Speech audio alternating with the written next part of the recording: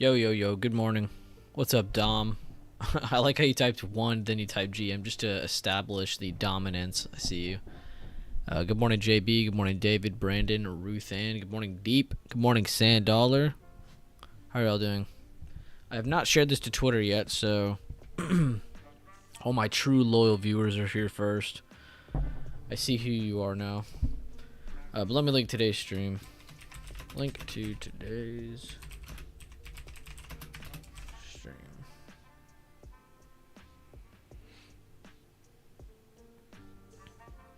Good morning, Jordan. Good morning, Dominic. Good morning, Jake.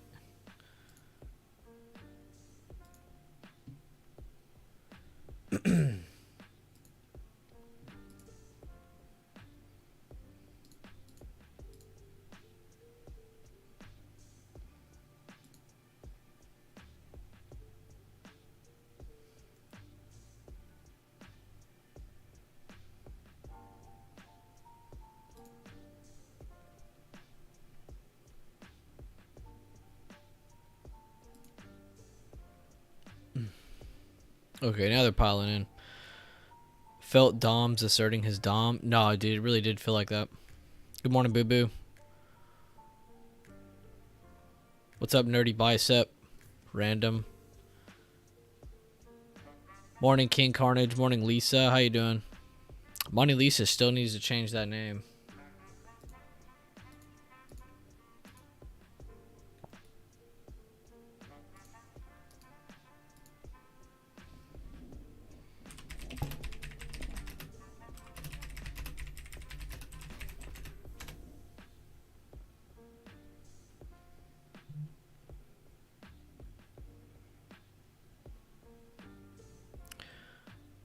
Good morning, Bob. Purple Mango. What's up, D-Touch? How you doing? If there's any mods in here, me and Devin will be in the voice chat all week like we were last week, so just a reminder, y'all can join. Drop any of your thoughts or updates whenever you want to. I don't know, change your name to anything. You said your name wasn't even Lisa. I guess I get it though, you know, the Mona Lisa, Money Lisa. It's better than Bueller. I just took my name from a movie.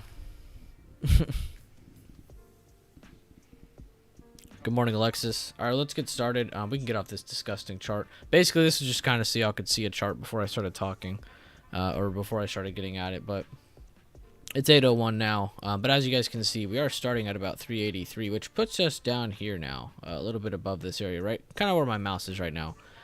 So we will be starting lower.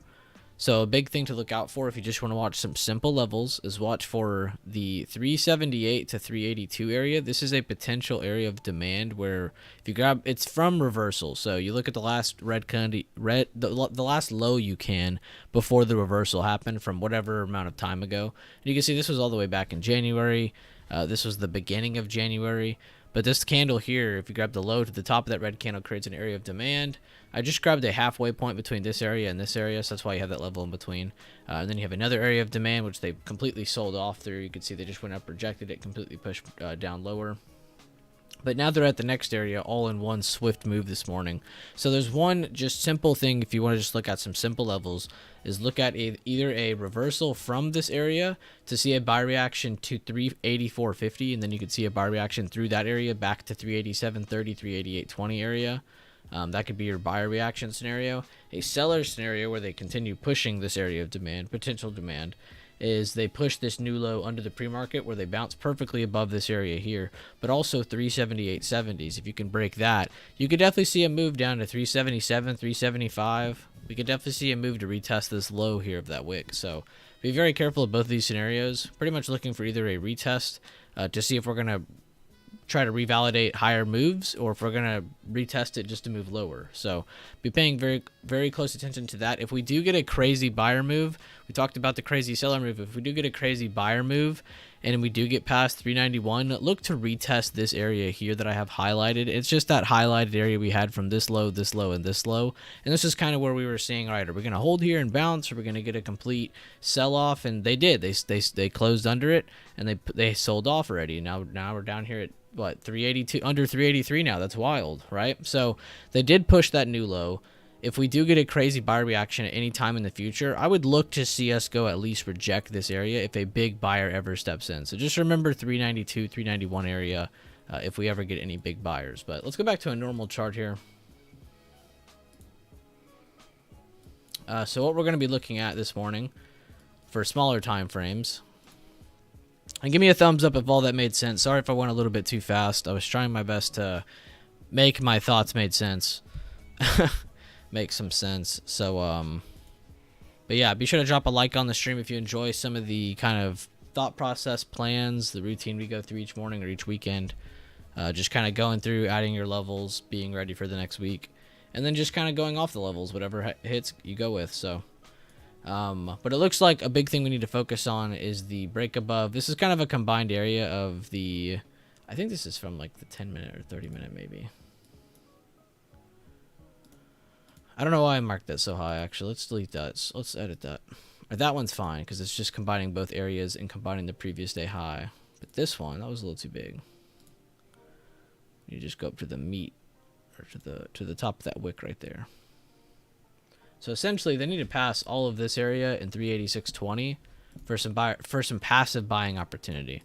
That's what needs to be pushed above, retested, continued higher for really good passive buyers to step in. And then you can look over 388.40 for continuation into the 390.50 and into the previous day highs where we have this little highlighted area here. For continued downside, you could also look at a continued rejection of 384 area, this level right here. So price could bounce, reject, and then continue back down to pre-market low 381.30, 380.50 area, and that could be where you look for an open range breakout for further continuation to the downside. So that's kind of a couple scenarios we have in front of us. First off, as well, just to throw it out there, they don't have to break out either side instantly. They could just keep us in this range of 386.20. They could keep us above 380.50 and just bounce us around for a little while first and then give us that move when more people step away. So we could see that happen. We'll have to see. But overall, I hope a lot of that made sense. Let's start typing some of this up now.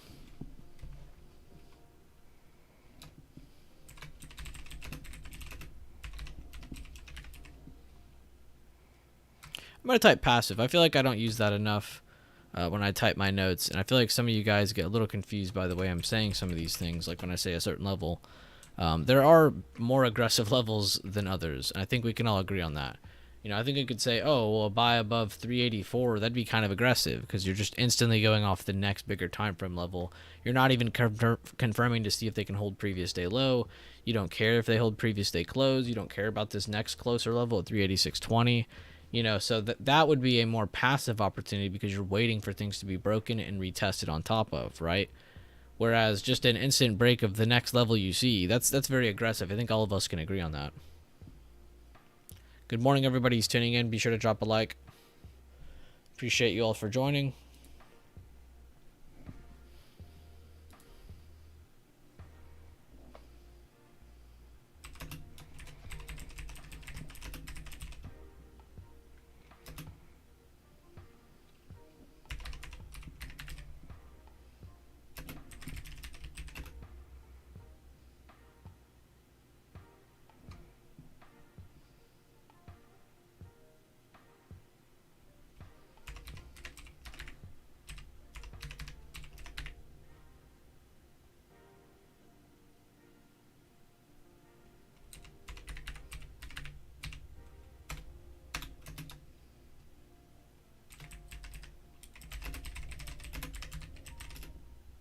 For the seller side, I kind of want to go off that bigger time frame chart we used, 370 or 380.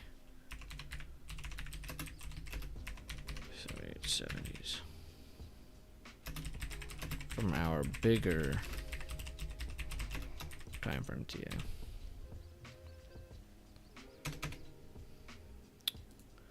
Which again, guys, you guys know the difference. If you don't know the difference, check out workshop number 11. I'll be sure to go through more of these setups soon. I haven't been doing it recently just because I feel like I was kind of shoving that down y'all's throat for a little bit. The technical analysis routine, that's what the TA routine stands for. And it's just how we get our levels from bigger to smaller time frame. Of course, I wouldn't use this time frame or this TA from the daily time frame to help me on the daily. I would use the monthly time frame to help myself out with the bigger time frame on the daily, to help myself figure out, okay, just a couple little moves here and there. what are important levels in the area. And then if I'm ever like, you know what, I don't want to watch this time frame, I want to watch the smaller time frame, well, then I use my other levels, which a lot of the time they line up anyway. But it's just a good system we've been using. Again, workshop number 11 is the video you should watch if you've never seen that. But that's what I'm going to go off of for that break below. Let's go through some of these. As you guys can see, I extended the list. I added JPM. I don't think I added anything else. So all these are already here. I just always hid them. But we'll start to go through more of them as we go on. So yeah, pre-market low for Apple. Previous day close is way up here. Previous day high is here and pre-market high. So you got a pretty nice resistance way up here. If we ever get a nasty buyer, that's probably where they want to go hit. Break or previous day low, sorry. We'll do the low and we'll do the top of that red candle that is that low. So we'll just add it like that. If we want to add levels, we can. You don't have to. It's really up to you. But it looks like above that area, buyers, initial buyers can step in. You have 148.50 here at the previous day close. You also have a pretty good low here where they kind of sat here, made a higher low, made another low, and then finally broke through. Kind of retested it, fought over it in pre-market. But 149.15 is a pretty key level as well. I'd say that's pretty strong. It's like every single dollar out, Apple has a pretty strong level right here. So we can definitely look below pre-market low or above different levels. We can look above 148.50 or you can wait for 149.15 knowing that you're still in a wider pre-market range. But that will be expected. Again, if you see consolidation at open, that would be preferred because then a lot of these bigger moves can happen without there being as much hesitation. You know how you get those moves and there's no follow through? A lot of the time that's because they didn't have a lot of consolidation or confidence in buyers to keep that area strong. And vice versa. It could be for sellers too. But it looks like 245 to the downside for Microsoft is a good one. Kind of sucked, but all the really clean break above are like way up here on their charts because they had such a big drop from that initial move. A lot of stocks were in really, really good positioning before those big drops, so I wouldn't be surprised to see buyer reactions step in, but we'll see. I mean, they already kind of are. I also kind of reorganized them because you have tech, not as heavy tech is how I should say it. Then you have discretionary, then we got comms, then we got our banks, and then you got a bunch of mixtures of others, which we don't have to add those others to the list every day. It's kind of up to us. Pre-market low, previous day open, previous day close. You can look under pre-market low or over previous day close for a potential move. Got a median level there at 81.65. Nvidia to the downside at 223.70s, 222.10s. Upside, probably would rather just wait till it breaks previous day close, which is way up here at 229.65. But you do have a good short-term level at 228.50, which kind of lines up with the previous day lows. Previous day high way up here at 236.20s. Amazon getting a good buy reaction now. So just going through that, seeing our heaviest sector, tech, Apple, Microsoft. This will hurry up. AMD, and then Nvidia all are getting buy reactions. So our heaviest sector is getting an initial pump after those bigger dumps that just happened. So that should reflect on SPY a little bit. You should be seeing the same movement on SPY, even if it's just the tech sector doing that. You should still see some sort of reaction. It is that heavy of a sector. Amazon looks like it's best to just wait for 90.65 previous day close. Tons of targets there. So Amazon, Tesla also getting buy reactions. Discretionary sector getting a good buyer move. So that's also helping SPY. I'm on the wrong chart. There we go. Tesla looks really good above 170. It's kind of crazy to say that when we're literally just at 200. Wouldn't be surprised if this was back at 200 in a little bit of time. Maybe build some consolidation first and then work its way back up. But it's really not that far. I can definitely see that again. And I think at least test this level here at 185 because this is where they kind of tested, retested, pushed down lower from. So I'd say 185 is where to look for if the buy reaction does step in. But that's a pretty strong buyer reaction on a bigger time frame chart. If you go from last demand zone here, from this low here before the reversal to the top of the last red candle, again, how you grab your area of demand.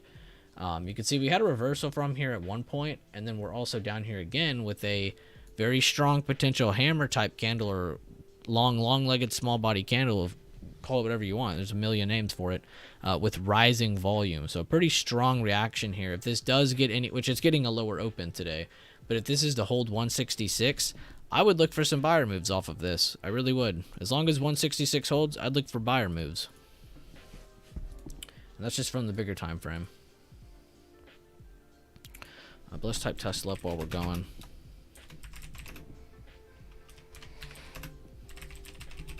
Towards, what's this level here? 171.85, 174. Above 174 towards 175.15, because that's the previous day open. Can't ignore that level. 176.70. We'll just leave it at that. We're not going to go too far with it on either side. Below 166. For more downside. And look at that. Remember the level I was saying? Look how crazy that is, how that lines up. I didn't even draw that from there. That's just going from that low, right? And it lines up with that bigger time frame level from the monthly time frame. That's the level that I would say be bullish above, or even maybe this low right here. But look how it lined up with my other smaller time, my daily time frame levels, 166.11. It's the exact same level. So it lines up on the monthly, the daily, and the 5 minute. That's crazy. I would say 166 is an anomaly level for Tesla. I'm not even going to type any more notes after that. That's pretty much all you're going to get. Meta, also getting somewhat of a buy reaction. Google, not as much, but still getting some action. Could look above their previous day low, previous day close area for a potential buy reaction towards 91.25, maybe even a higher side of their pre-market. Netflix, another comm sector stock. On the wrong chart. There we go. See, I have this one specifically named daily because I'm dumb, because I specifically always mess up which chart I'm on when I'm on Netflix. I'm almost never on the right chart for this chart, and I have no clue why. This is the only chart I'll ever mess up that much on. It makes no sense. So it looks like we can watch above the 239.40, 292.70s. Pre-market high is way up there at 297, really close to previous day open and previous day high. So you got an initial move from here. Or you can look for a rejection of here. And then look under 289 and 286. So Netflix could be a good one. JPM looks pretty solid, I'm not going to lie, below 130.30s, 130.35 to be specific, or above 135 / above 137. That doesn't look too bad with all the bank stocks moving lower. I probably need to rechart BABA. Boeing's a little out there, but their previous day open is lining up really perfect at 201.40. You got 200.40 right there. So I'd say watch below those two areas there for more downside. But you could get some good buyers off that area. But it looks like above 205.20s is where you'd want to look for more passive buyers. Everything in between is a range here. See how every time I find a chart, I'm establishing a range?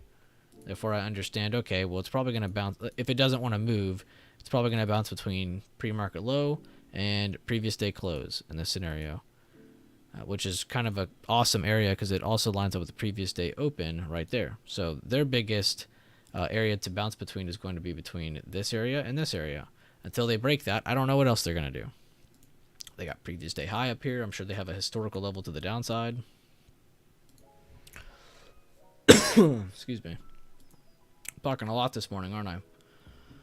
All right, let's try to get another one on the list. But now we've established our sectors. What's up and what's down. What's helping SPY move the way it is.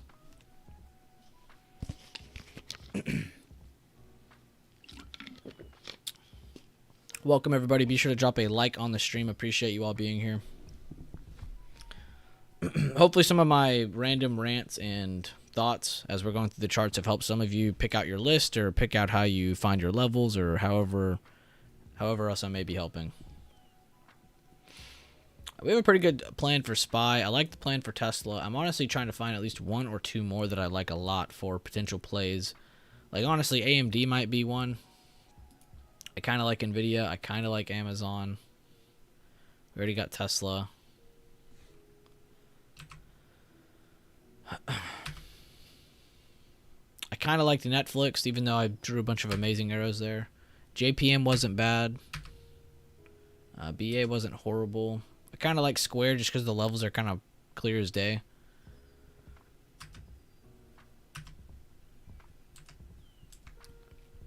I think somebody was saying Coin is at a pretty good spot too.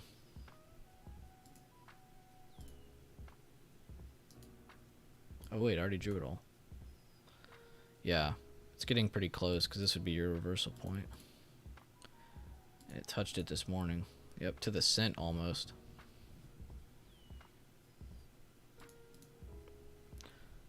Might see it go smack 56, to be honest. It's previous day open, previous day high area. Pre-market high is way up here, the meat of it at least. So you might see it go smack 56 as long as they hold 51. Could also go off of your previous day demand, which would be between 51.50, 52.50. As long as that holds, look for buyers. But you have previous day sellers all in between here. So that'd be Coin's range right there. Between that. But out of all these, which one is y'all's favorite? We've done all of these to answer your question, Hanaro Garcia. Sorry if I said your name wrong. But went through all of these. Just trying to see what other ones I want to add to the list before the day starts.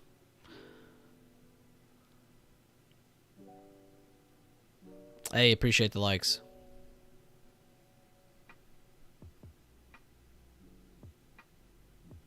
Good morning, Mel. Good morning. Work travel took way longer than initially expected. Totally fine, man. I've already been going hard this morning. This is gonna be a great week, even with all the craziness. Today might be one of your only calm days, and it's kind of funny to say that after what you've already seen this morning.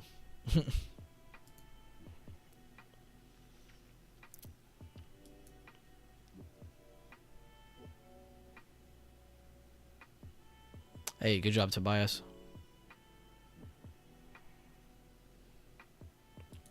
You're in JPM calls, so you like them for more downside. Good morning, Cam. Good morning, Mark. Good morning, Chloe. How y'all doing?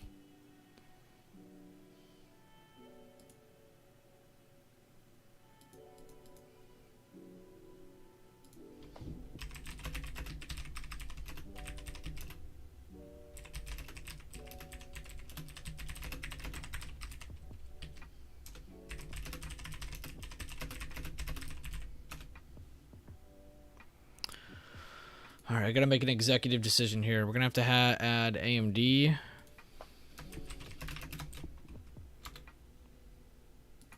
Since y'all don't want to help me pick which one, I'm just gonna pick one for y'all. 8270s.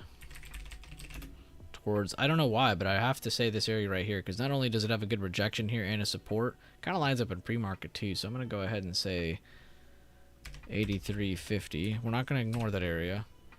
And then we like 8450. Below 81s for more downside. Since that's a new low, we don't know what else. Nvidia, Amazon. Amazon didn't look too bad.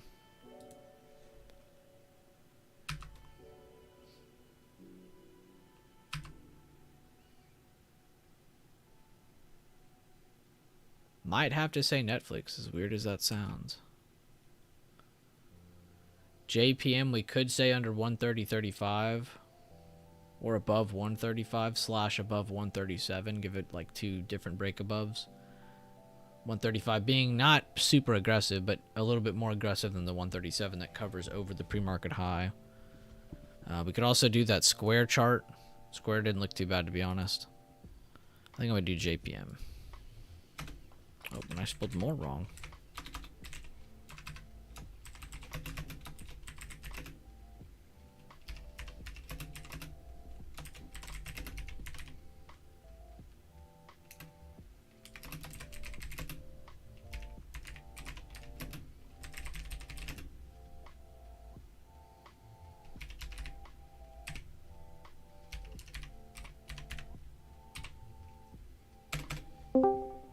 Let's see if I can fit square in a one-liner.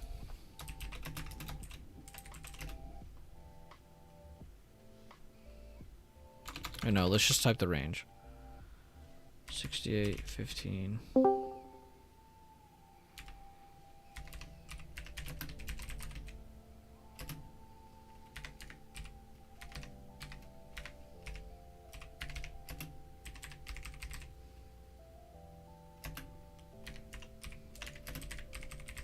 There we go. I'll remember that. All right, we'll just post this as the list today. All right, let me send this out to everybody real quick.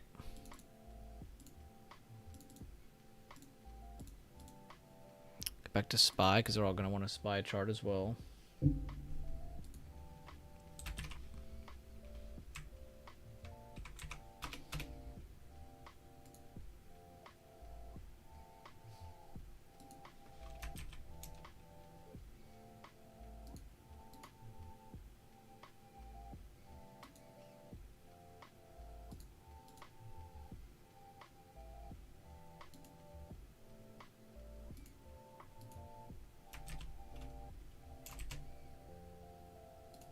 Let's delete this arrow. I don't want to stare at that the whole day.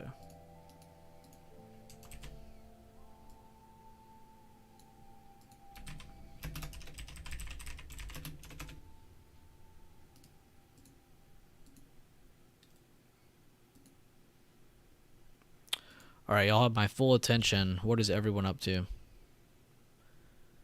Let's unmute. We have a couple people in here now. Yo, yo, yo, yo, yo. We got D-Touch and Devin chilling in here already.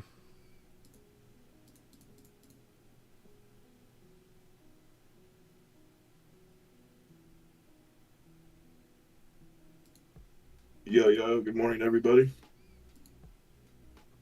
Good morning, good morning. How was y'all's weekend, gentlemen? For me, it's been busy. Just daddy duty stuff and then just getting things with the house all organized. A lot of work. Yeah.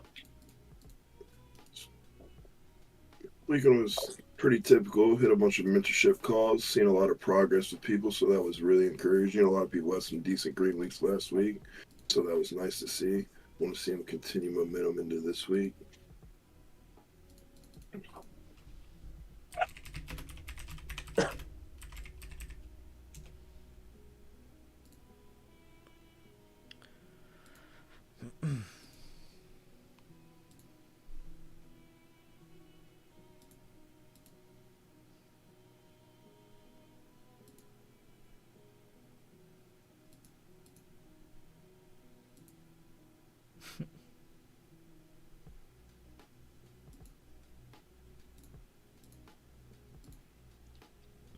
Real quick before the market opens, be sure to check out the membership section if you are from the members only group here.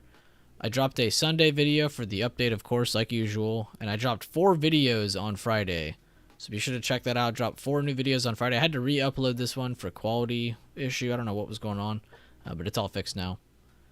Y'all should have all that, though. But be sure to check out the info you have if you haven't already. I don't know if y'all get updates for that or not. I know a couple y'all said you do get an email or you do get a notification, so I'm glad that they are notifying y'all. And yeah, hell yeah, we need more thumbs up. I agree with breaking levels. Be sure to thumbs up the stream. If you're in here, we got almost 200 people, less than 100 likes. Let's even that up.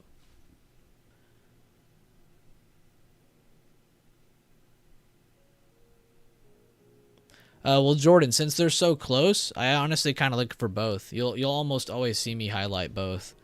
But to get down to, like say we're like scalping on the 1 minute, we had a fib open. I would want to see a reaction off of either of them. You know, it kind of depends what I see. I react to what I see depending which one it's hitting first. So let's say it pulls back and I see that it is lowering volume a little early, then it's most likely going to bounce from the 50. If I still see it has good momentum, even heading towards the 50, then it probably does want to go at least test the golden pocket. So there's a little bit of indication just before, but both are very important. Oh yeah, and check out the new video on the channel as well. It's from, this has been unlisted for a little over a month now, but I would check out this video here. It's the fair value gaps with Barry, aka DukeBot, which a lot of you guys know as in the Discord. But he posts, this is the only guy who really that I allow to post plays in my server in a certain way. We all post our fair share of plays. We always go over trade ideas, good stuff like that. But DukeBot has been a legend. He started off in our group as just a member. Now he's become so much more than that. But he has a really cool kind of way of looking at imbalances. If you want to look at imbalances where good volume or good rejections or retests even can happen. So I would view that video. It's almost an hour long, so take your time. But definitely worth checking out. All right, I'm done selling out, guys. I'm back to myself.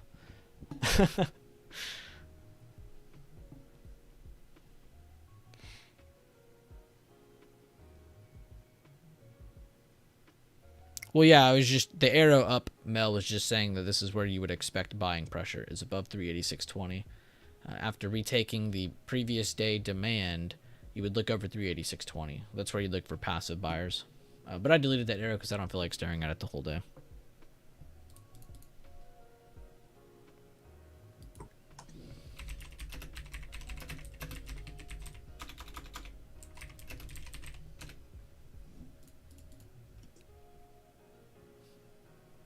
All right, let's hurry up and wait.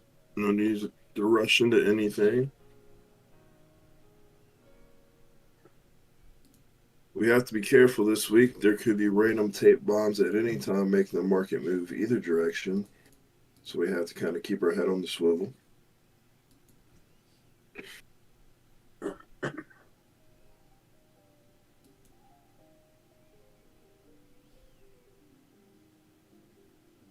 DukeBot kind of goated, not gonna lie. Thank you for not lying.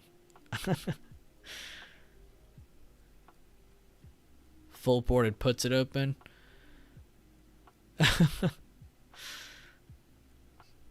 It's hard to tell sarcasm through text, so I can't tell if you're kidding or not. Apple is slightly green on the open, while SPY's down quite a bit. I will say, though, price broke through a pretty significant area here when this 384 was broken, and they've retested it. So you're already kind of in bearish mode. Right now, you need to be looking for another retest of this level to essentially push through or keep rejecting it, or an open range breakout under the pre-market low. That's essentially what you're looking out for from the open.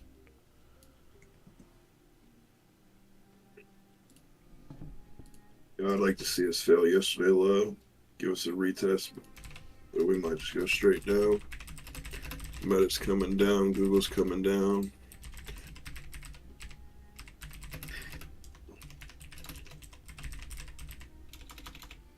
What else?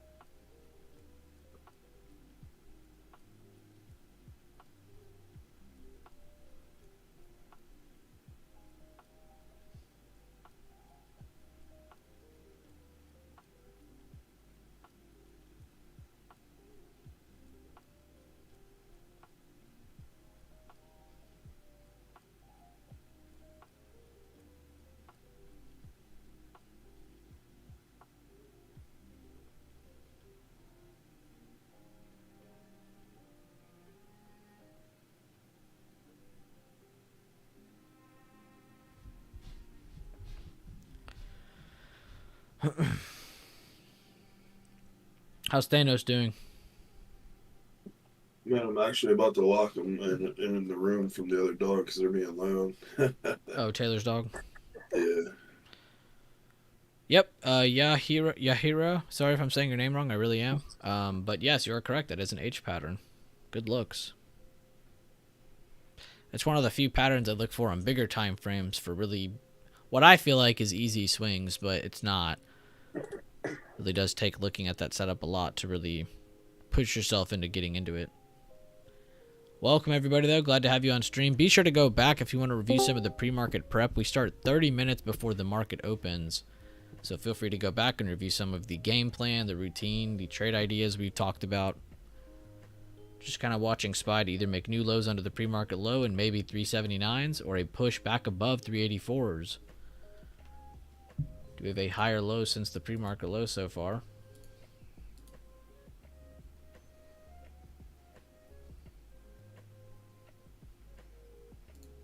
Yo, good morning, peeps. Yo, what's up, J-Big? How you guys doing?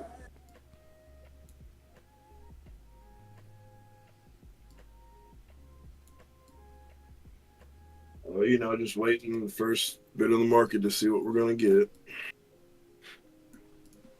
XOM's starting to lose its pre-market low. Meta bounced off pre-market low, so did Google. Tesla coming down, Amazon holding up a little better. Nvidia pushed and wicked. UNH trying to come up. Bank's not doing too much.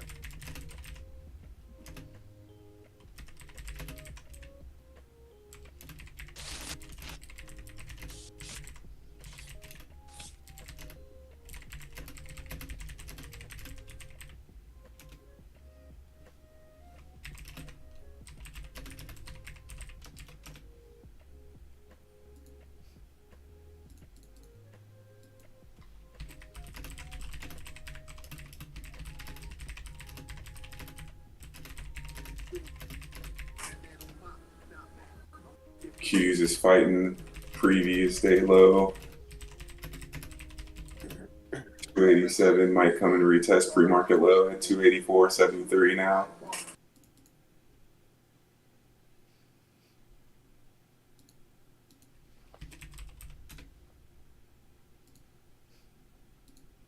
Yeah, Mad Juice, Money Lisa. Tesla's at AMD, its pre-market low. AMD breaking pre-market low. Potential move to 79.90s, 80 flat even. Watch under 80 for more downside. Nvidia rejected hard, come under that yesterday low. See if it goes and takes out pre-market low at 223.75.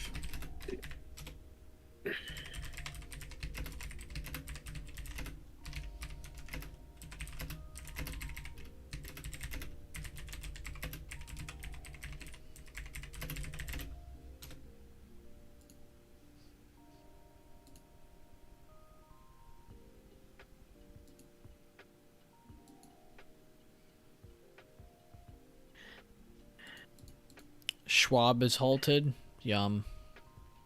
Sheesh. Yep, 3 sectors green. Healthcare, staples, and utilities. Go figure. J&J's breaking yesterday high. A lot of people consider these 3 to be safe havens against the market occasionally. It's not always going to be. But when your tech and discretionary sell off and your comms and your financials, but you have staples, healthcare, and utilities up, that is a definite slight rotation. You've definitely seen money move to safer sectors just for this moment. We'll see if it holds or not, though. A lot of it, again, kind of starting from the financial sector as they push lower. Down another 4.5% already. Energy also down 4%, which they don't weigh as much, but still significant. I'm going to assume oil is down. Yes, they are down significantly. Damn, dude, oil is down to 73 again. That really blows my mind. They're just still in that range. Nvidia getting closer towards that pre-market low. Tesla coming down more under pre-market low, bringing Amazon down towards their pre-market low. XOM pushing down a little bit. Meta broke pre-market low, bringing Google towards pre-market low. Apple's rejecting the midpoint. See if it breaks yesterday low.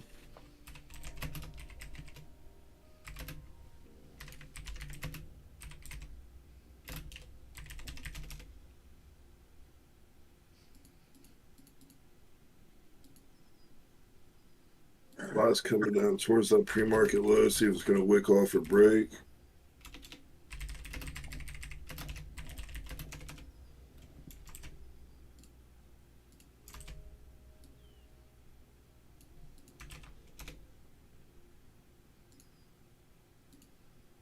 Well, AMD already hit target. Sucks that's in the first 10 minutes, but still, hit that first target I mentioned already. Good job on AMD. Very harsh pullback by a lot of weights just now. Good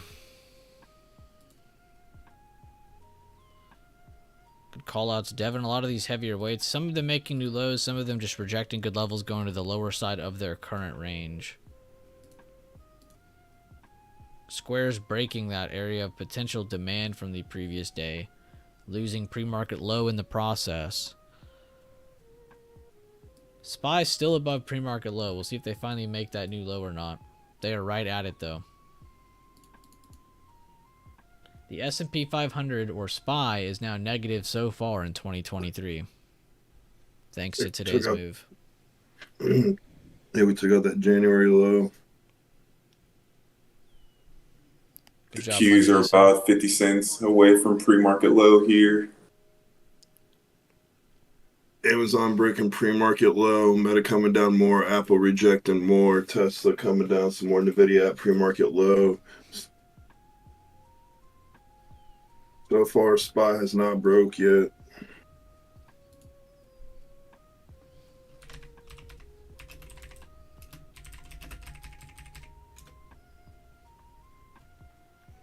Yeah, Tesla broke and held. Got that first 10-minute candle on the market.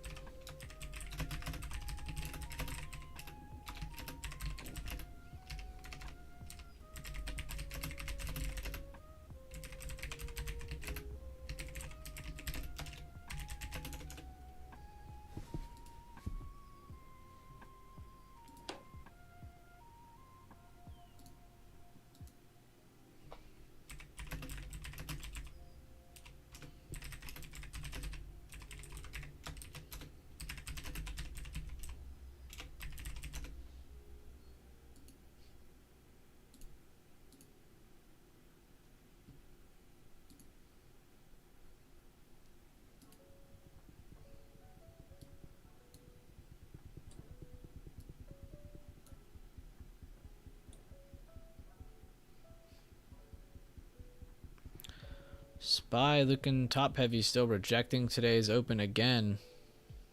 That's a second rejection after that 5-minute candle close in the first candle. Potentially seeing sellers still in complete control. Might be seeing the break of 380.50s here very soon. Tesla rejected that pre-market low again, coming down lower. Amazon still holding right there.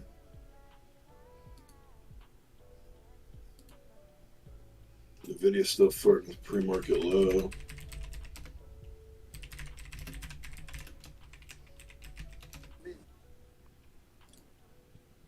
IWN new low a day after snapping pre-market low.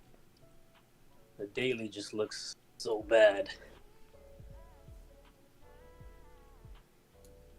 Yo, Leland, that was like the biggest pump fake I've seen ever on SPY.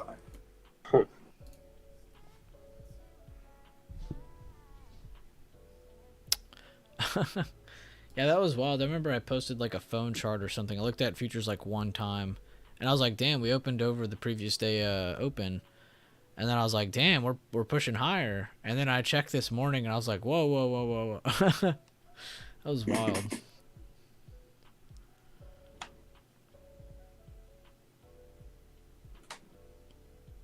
Welcome everybody to the stream. Glad to have all 211 of you. Be sure to drop a like on the stream. We got myself, we have D-Touch, J-Bake, and the Nerdy Bicep in the voice chat right now. I'm also working on how I can get an overlay to show their little circles if they're in here. That'd be sweet. Yeah, that'd be good. Then they can see when you're talking or not.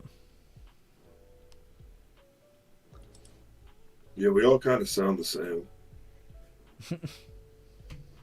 Everybody, deep voices in here.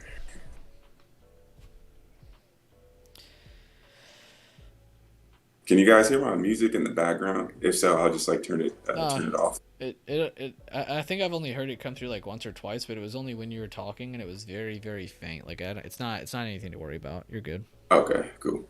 And it doesn't even go through every time. So. Okay.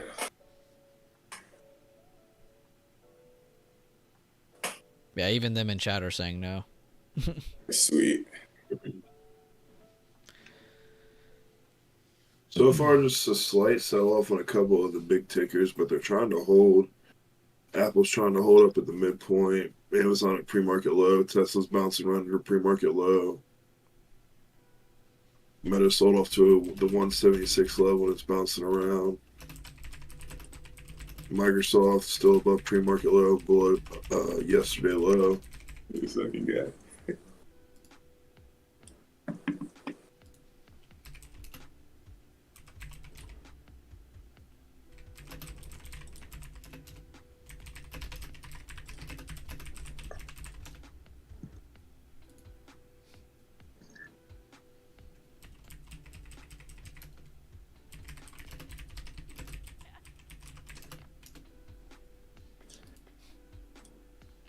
Still no new low of day on SPY.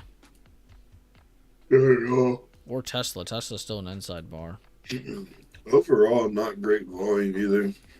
It's still early on this next 10-minute candle, but there's still a lot of time, but yeah, it definitely feels like an exhausted seller move after already getting such a significant move from their highs. I mean, that is a huge move, dude. That's over $11 drop on SPY. That could just as well be the energy they needed. with all this bank drama going on, I'm looking at the Berkeley and JPM chart, and overall they've held out relatively strong with all this, drama in their sector. So everyone must think they're really positioned well. Yeah, JP Morgan is positioned the best out of everything. Oh out yeah, of no, all the banks. Their chart's not even taking a hit. It's just down with the market. KRE is an ETF that has been being thrown around Twitter and even on the Discord itself. Sanddollar was talking about it. It's a regional banking.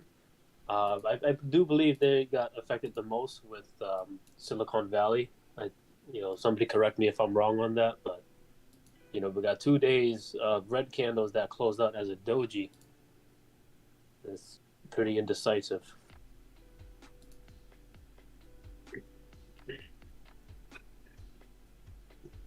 Still just chilling around here. It might be one of those 30-minute candle type of days, especially on a Monday. I wait to see what we get. Because it seems like the Fed has stepped in and like they're going to put programs in place and backstops in place to make sure everything doesn't go poof. So that should be good for the market. So we'll see. I don't know. We just got to wait and see. As long as this pre-market low holds, we can't short the thing. Amazon's finally losing pre-market low though. And Meta's cracking 176 coming down. I think QQQ is going to try to make a new low a day. It's getting pretty close to pre-market low. But in hindsight, though, or at least like from a bigger time frame, we are like kind of putting in like a lower high. I mean, a higher low. Sorry. So maybe we could see a bounce here. Apple's still trying to hold up pretty strong. They're still green on the day.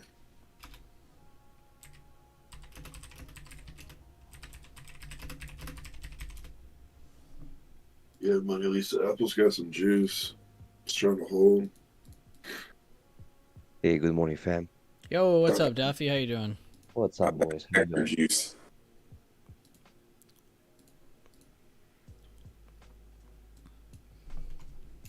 Really good hold of that pre-market low so far. Yeah. 1 minute candle coming in on Qs here. Testing previous day low again.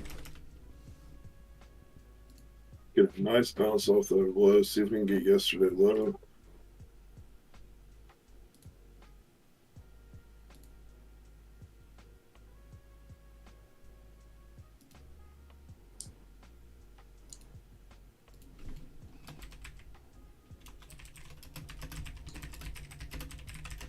At least if we come up and retest this yesterday low again, that'll give me more confidence to short it if we reject it again, coming down towards that pre-market low. So I would like to see a nice retest of this yesterday low, 384.32. But if we do pop it, we can get going towards 386 and 80s. Apple is trying to come up. Amazon's trying to hold. Tesla, Microsoft. Seeing a lot of buying across the board here. Yeah.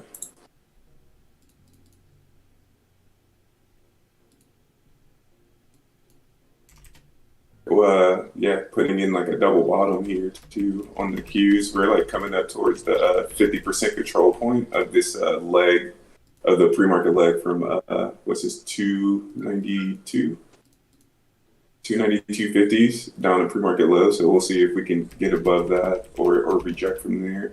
But reclaiming previous day low is like a pretty good sign that we could possibly make a run at least up to previous day high, if not like around 293. So that's a pretty strong resistance area. The short-term buyer volume's coming in crazy, so we're gonna see if we're gonna pop this or we're gonna reject. But most of the tech's helping out. Most of the tickers, big tickers, helping out SPY right now. Financials are also getting a bounce too, which is helpful because they're the weak sector that's just holding us down. They're the reasons. Nvidia and Netflix trying to come up as well. Meta with a huge bounce coming through yesterday low after being down all the way below pre-market low at the next level. So comms really helping out on the way back. It's just so much more significant now too, because I remember when we all were here a couple years ago, a year ago even, financials were like the 5th or 6th heaviest weight. They're now the 3rd heaviest weight on SPY. Jesus. That's Yeah. crazy. So it's like they're 11% of SPY. So when they do take these hits, it does mean a lot more than it used to. It's a huge hit. They were down 4.5% pretty much when I was saying it earlier. They're down under 3% now. So their recovery is starting to happen on the intraday time frame. That is definitely helping out SPY a lot. Tech getting their movement that they deserve from pretty good levels too. A lot of these charts were just under really good levels. All right, we had a nice pop of that yesterday low. See if we're going to be able to hold that 384.32 area now. Yeah, Q's had pretty good volume on this 5-minute candle. It's just as much as like that first 5-minute candle, so that's a pretty legit move on their part. And VIX is high right now, so market can move. Even if we do have upside moves, doesn't mean it can't whipsaw it right back down. Because our VIX is pretty high. This came down a little bit since open, but it's still very high on the VIX. Anybody in the chat, what does the high VIX mean for market movement?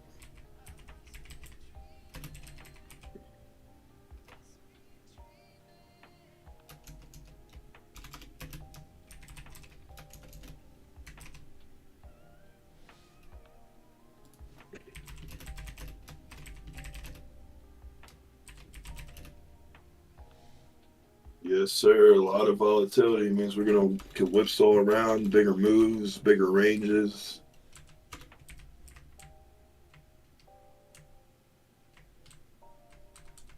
Yeah, Leland Circus is in town. For traders, we love stuff like this because, you know, if you can scalp level to level, you'll get a lot of opportunities. All right, so I do have an announcement to make. And this is for ladies only. If you're a lady trader and you are in the ladies room only for the Discord, there is a study session tonight. Sorry, I had a brain fart. Misi and the ladies gang will be reviewing covered calls at 7 p.m. Eastern Standard Time. Again, the ladies gang will be reviewing covered calls at 7 p.m. Eastern Standard Time. There's a study session tonight. I'm also alerting in the Discord, so if you are a lady and you want access to that channel, be sure to DM me on Discord or let me know your username so I can message you or find you and then give you access. All right, SPY slowing down a little bit. Look for that retest of the 384.32. All right, so the Qs has broken above that most recent lower high. So we put in a new higher low and a higher high now. So we could be basically changing narrative. Maybe we do go and try to test previous day high at some point today. But it looks like we are coming back down. So look for previous day low to either hold or reject.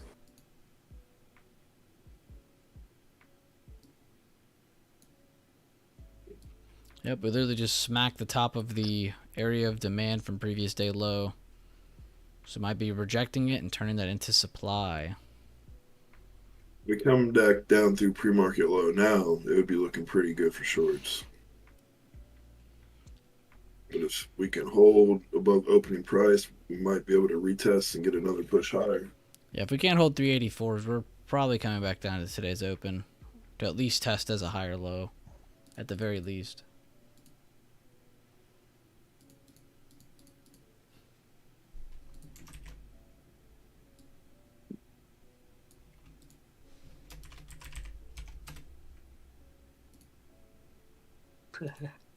Money Lisa.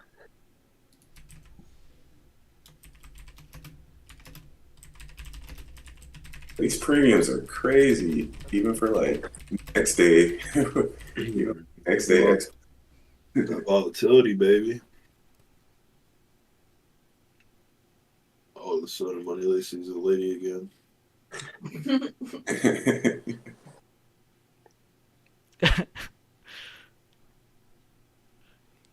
Yeah, sorry, Money Lisa. I really came at you with that Monday troll energy. All right, Spot's trying to hold here. See if we can get another pop. Trying to get back under over that yesterday low. We got 5 minutes on our 30-minute candle. English is really hard today. Dude, for real. English is hard all the time. People think it's so easy till they do it in front of other people, and then they're like, damn. Especially with daylight savings time. Man, I've woke up at like almost 8 o'clock 2 days in a row, and it's thrown me off so bad. Like, I don't even understand. I never hit the snooze button so many times in like the last year. I'm just like, Jesus Christ, give me a break. The sun's barely coming out where I'm at. I'm like, holy shit, by now it's normally like sun's already up. I identify as a covered call. All right, Spot's trying to pop here. See if we can get over that new previous intra high and push towards 386, 88. People who feel daylight savings are not out. Honestly, it was crazy because I woke up the other day and I honestly didn't feel anything. I was like, whatever. Just another day. Yeah, and then I joined in Discord and they were all like, oh, dude, I'm so fucked up from daylight savings. I was like, damn, I didn't even know it was happening. So for me, what it is the birds kind of wake me up, and the birds for like they would start at like 5 a.m. and now the birds ain't starting until like 7:30. So I don't know, man, messing me up. This is Him and his brother were like, I'm so fucked up from this daylight. I'm like, what are you talking about? well, Josh, it was getting like daylight here at like 5, 6 in the morning. Now it don't get daylight till like 9 o'clock. Like it's a whole little thing. Like, I noticed the difference today because I was like, damn, popping here. I was like, how come the sun ain't gone through my window yet? Get a nice push across the board. Apple's at that yesterday high. Apple being a leader, it opened up higher than everything else, pushing high. Microsoft trying to cut up. Not Microsoft, but Meta dipped and ripped huge. Get a nice push here. Tesla getting a nice 3-bar play off of the opening price. By testing the previous day close. Q's is going for that 292.50 area, just steady moving on since that high volume pop.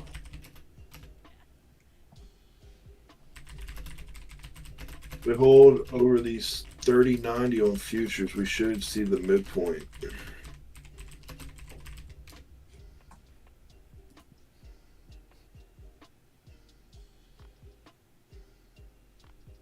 Damn, we got 6 people in the voice chat. I'm so hyped. Financials are finally starting to recover a little bit.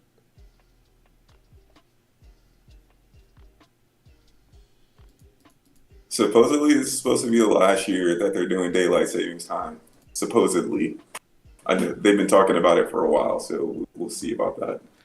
And that's daily goal on a Money Monday. Let's go. I'm taking profits.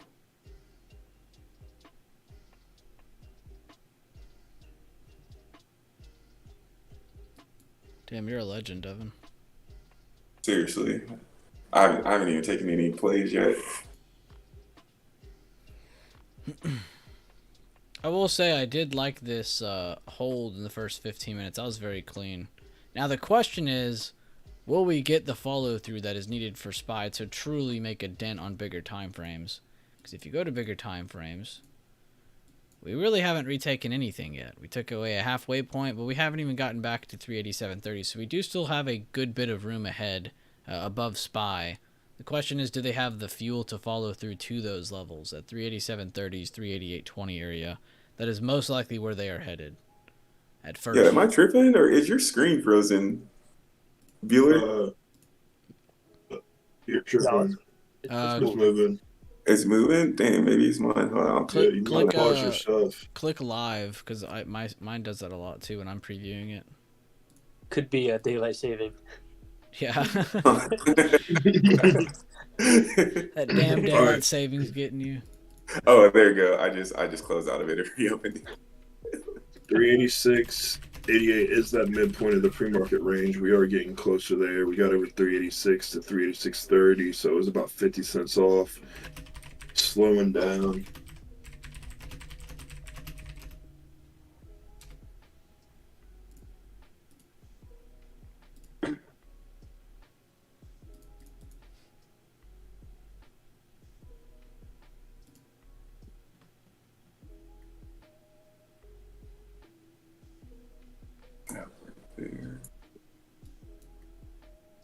It kind of annoys me too, J Beck. I got a heart attack like 2 times a day because I'll look at my preview that it shows me and it'll be like paused or like 10 minutes back. I'm like, wait, what the hell? And then I click live and it like takes me back to where I am now and it's like, oh, okay. And it's just YouTube randomly doing that, like not even clicking anything.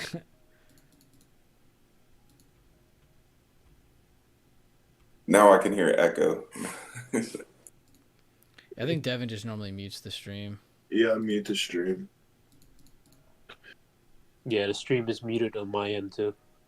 The only thing I can't mute for myself is the music. Yeah, because it doesn't make sense to mute ourselves in here with the headphones, because then we would be delayed a little bit. So plus, there's not a lot of sound on the chart anyway. Unless you want to hear. All right, that must be retarded. How do I mute the stream? Because I'm on my iPad and I got the Discord in this up. I'd have to see how it looks on my iPad. Go on your YouTube video, and on the when it pulls up, you should have a volume to control your YouTube video volume. Not to cut you off, Josh, but no, you're good. Okay, got it. There we go. All right, nice. Bet.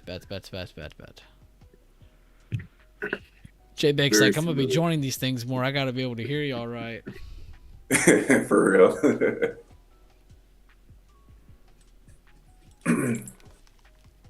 Nice. Good to see some people banking on some quick scalps on the calls. And that's what it should be, is quick scalps, because we're just looking for that buyer reaction, because we had that huge sell-off overnight, targeting toward that midpoint range where we slowed down. Now look to see if we're going to hold and try to push up through that.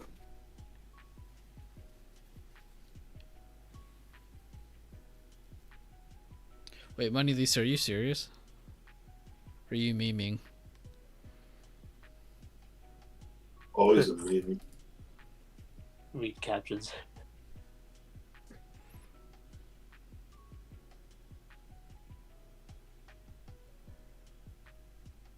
Sometimes I'd be talking kind of fast too, so I'd be kind of impressed if that is what someone does.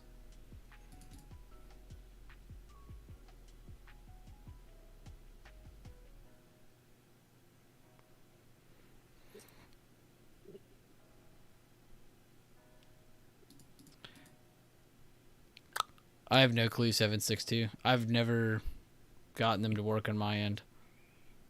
I've seen some people post like screenshots of captions, but I'm like, I don't know how.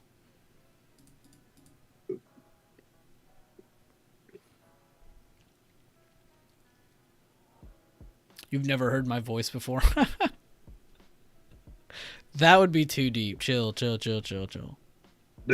Sinful, there's a way you can do it, because there's definitely people that use captions for this.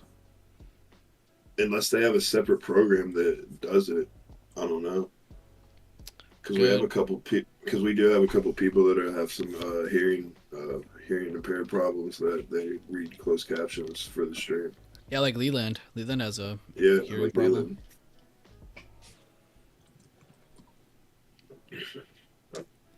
What'd you do, Tobias? What'd you do, Tobias?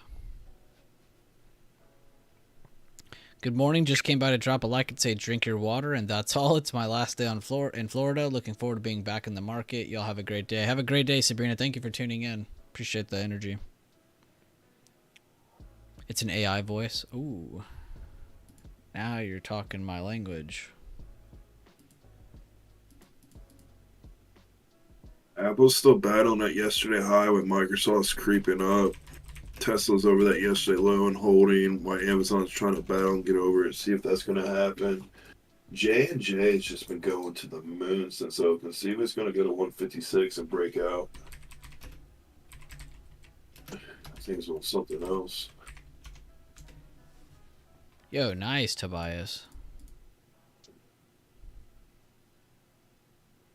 That's Stoinks.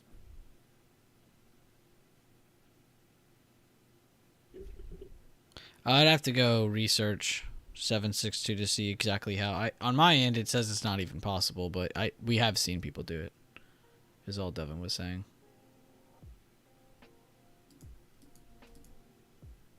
Here, let's just ask Chat GPT. Why not, right?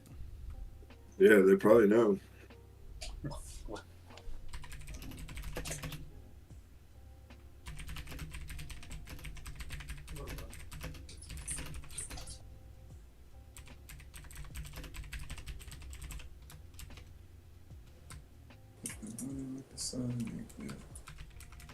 The video's slowing down, getting back under that yesterday low. SPY not getting too much steam. Apple can't get over that yesterday high. I'm not having a hard time with the midpoint. Google slowing down right above the midpoint. Now we're just kind of waiting for more information to see if we're going to get this continuation up or they're going to reject and bring us down. Really, we're looking for the break at 384.32 on the downside or get over the midpoint / break a previous intraday high going towards 386.88.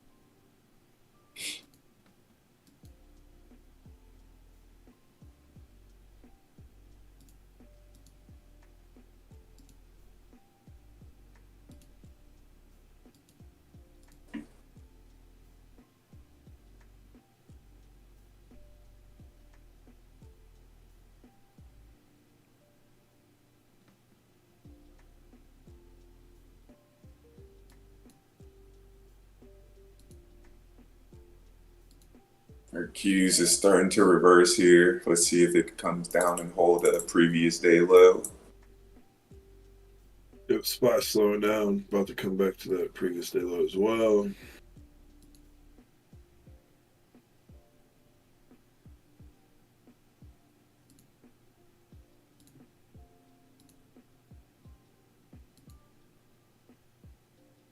Buyers stepping in and pushing SPY up off of it.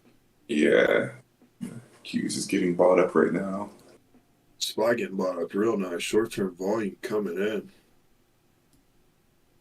Increasing volume short-term time frame here as we're about to break previous intraday high. See if we can pop this midpoint now. Apple's trying to get that previous intraday high. Everything getting green candles. NVIDIA getting bought up. J still blasting. JPM, Bird B still coming up some more, helping out. UNH breaking out previous intraday high. NVIDIA getting back over that yesterday low. See if we can take out that midpoint at 229.57 / previous intraday high. SPY getting through that midpoint. hitting the first really good take profit spot for buy the dip. Now we got to see if we can come up, take out this 388.50 area and keep pushing. We can take out that area. We could get a little bit more. Fill that gap up to 389.80.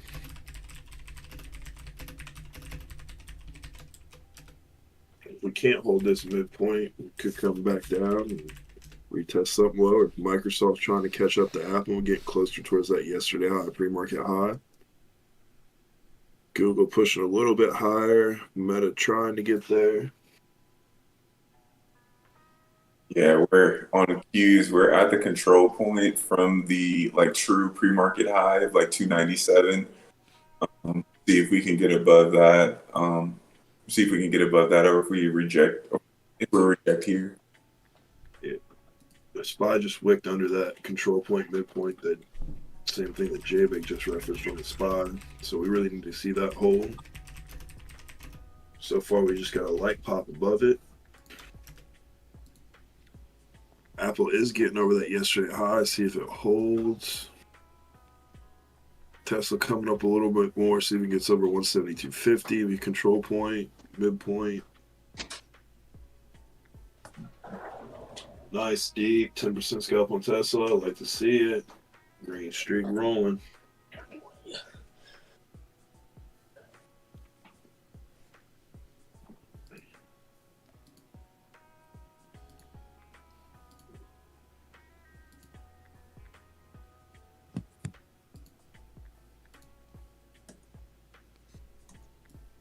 So 10-minute candle so far in Apple trying to hold over this yesterday high. See if that's going to hold up there. 10-minute candle on SPY is under the midpoint, so no confirmation. Yeah, SPY's trying to hold over previous day close. So as long as they hold that, they should be okay.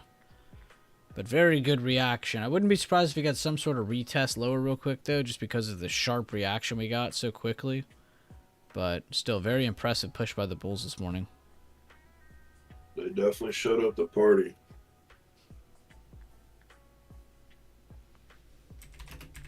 Q's the last 5-minute candle. There was a nice volume on that candle, but we weren't able to close over the control point. So yeah, maybe we do get like a pullback here potentially. But yeah, it looks like big money is kind of like exhausting.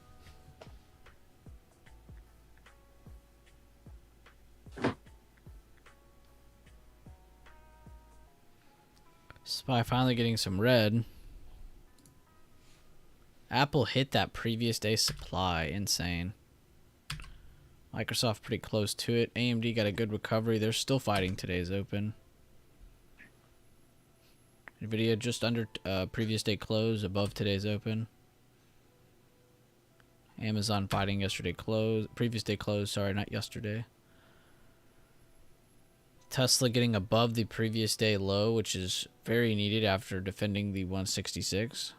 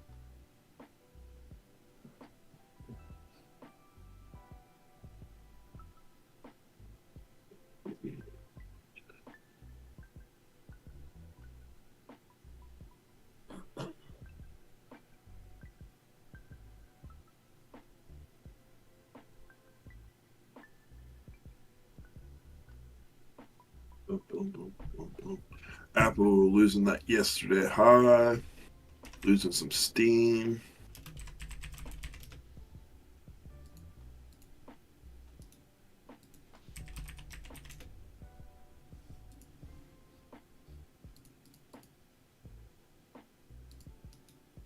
Good job Daffy on the call out on Tesla. pulled in 13%.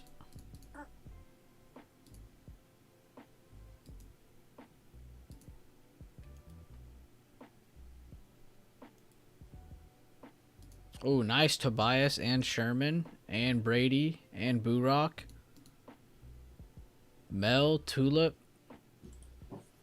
Damn, Leland, Devonta. Tons of trade reviews already posted. You guys are on something else today.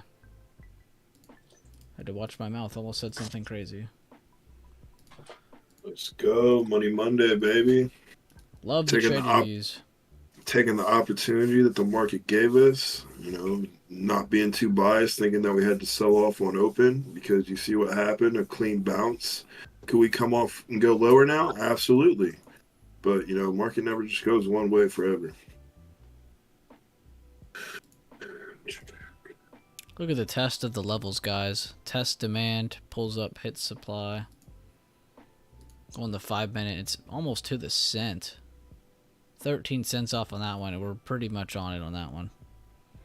Pretty clean movement. I even covered a simple scenario this morning, just kind of covering simple levels first instead of covering every, you know, a level every other dollar. Gave y'all the simple view as well this morning. Very aggressive pullback, though. I have seen, though, the banks are back to being down 4%, so they gave up a pretty good chunk of their recovery. What's holding us up is healthcare, utilities, staples, surprisingly, which is crazy. And then also, what's helping us hold up is the slight recovery on other sectors that were down a little bit more or were looking worse. So that's also good, too. Some of them are slightly recovering, nothing crazy, but we have seen a crazy rally by healthcare, staples, and utilities. Those were all under 1% when I first brought those up this morning, guys. You go check any of those three charts, XLV, XLP, XLU, and they are straight lines up. So we have a little weird combination today holding us above supports. Banks pulling back, though, so we might be going back to square one. See if the strength in those sectors that are recovering continues or if it weakens, and then see what happens to healthcare, staples, and utilities, which staples and utilities really don't weigh that much, but them doing that much is helping out a little bit. But healthcare is a large sector. They're the second largest sector. So the second and third largest sector are fighting each other, and then you have tech just kind of in between trying to not pick sides. I think there is an emergency Fed meeting, but it's not related to the markets. It's related to the bank that's defaulting. Because this is a blackout week is what they call it. And that means there are no Fed speakers talking about inflation or CPI or PCE or any of that. This is the week before the Fed meeting, so you will not have any real speakers discussing a topic that talks about the market in general. But that meeting that is happening is a real meeting that is happening. But two, it is covering something that can affect the market still. So it's not like it's, oh, just brush it off. You know, it's not going to do anything.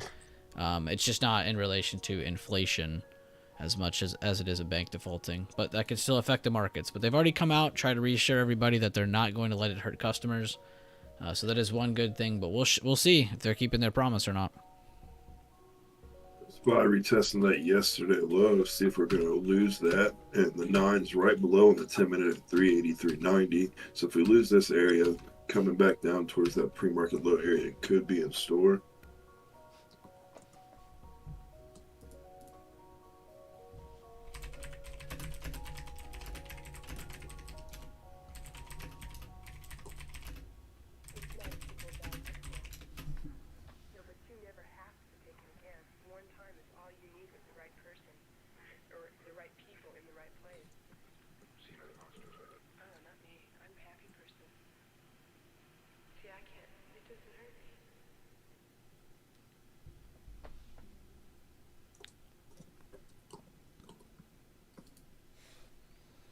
Good invalidation by JPM after breaking a pretty significant level, recovering and now rallying.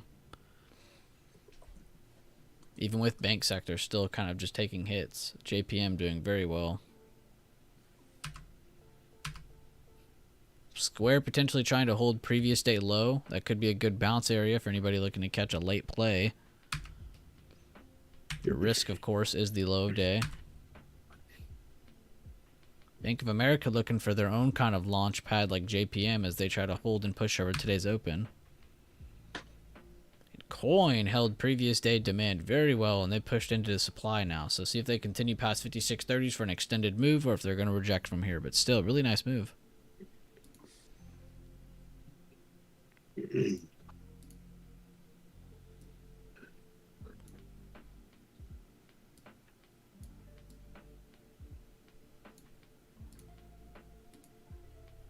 Got a minute left on this 10-minute candle. Some buyers starting to step in, see how this volume finishes up. Potentially getting an increasing seller volume candle if they come in towards the end here.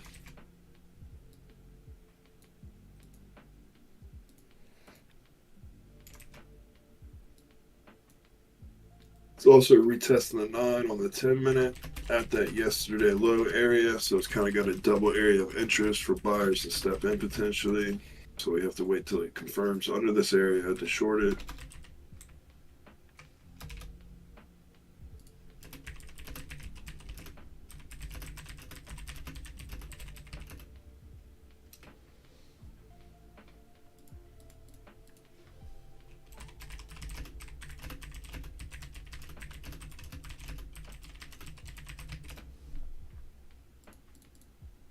Mill's trying to dance around his house as we're coming down through yesterday low. See if we can get through 384.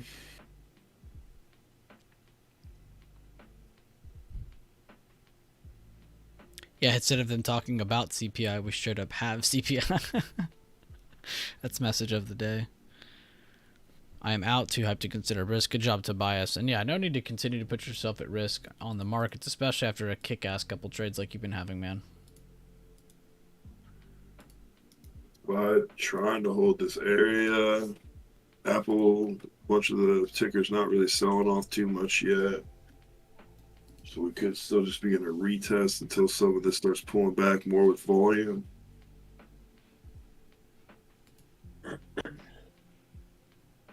And if you've already took winners on days like these, be careful. Don't give any money back to the market. Take it as a blessing, because days like this, it's a little harder to trade with the. You gotta be a lot more patient. You gotta really, be not biased and just take it level to level. So if you've already milked the market for some money, take it and run. Possible buyer move off of the protection of 384s. If they maintain holding 383.90, you can look for continued buyer moves towards today's high. If we can push through towards today's high, we still have 388.40 ahead. So watch out for that. If we lose support of 383.90s, look for a retest of today's open or today's low near the pre-market low. The 9 on all the 10-minute charts it's almost caught up with the move. So see if we're going to get that push off the 9, or they're going to break down.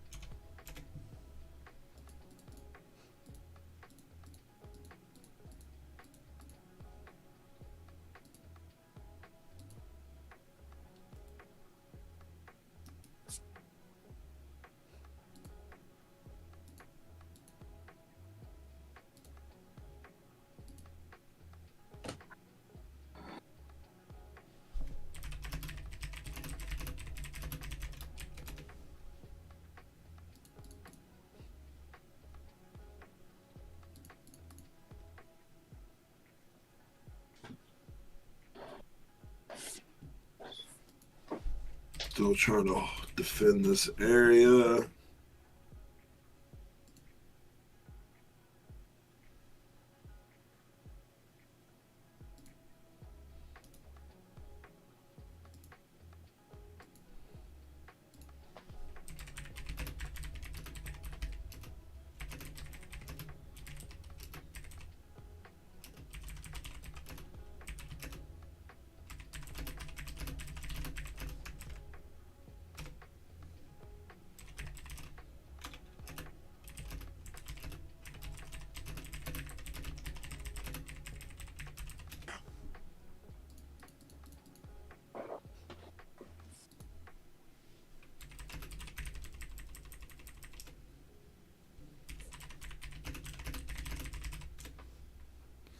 Still looking to see if 384s are held as support or broken.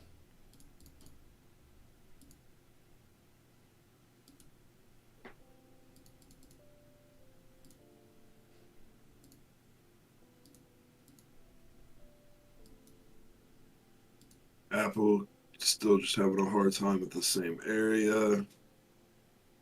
Same thing with Microsoft. Midday just kind of forming a range now. So we're just going to wait to see if a lot of these tickers continue to the upside or start breaking down. Thank you, Mike. Appreciate you.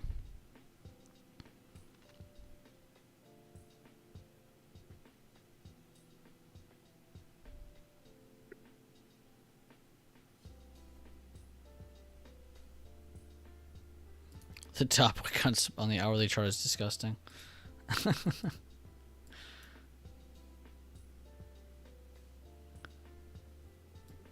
Yeah, that is a pretty long wick now.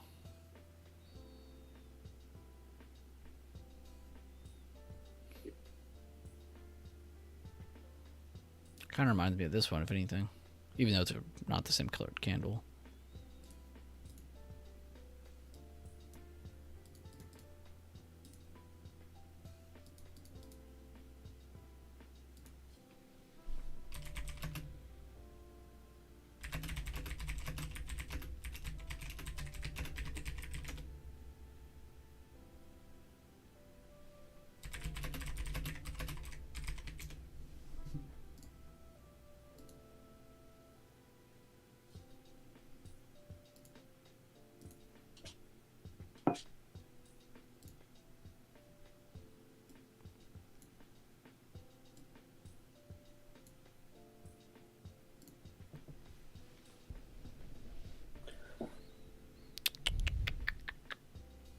Make sure to drink water, boys. Don't just be sitting there dry-mouthed.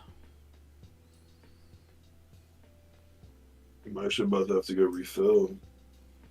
Same. I'm actually going to do that right now. I'll come back and see if we've lost or kept 384. Get people to message back real quick.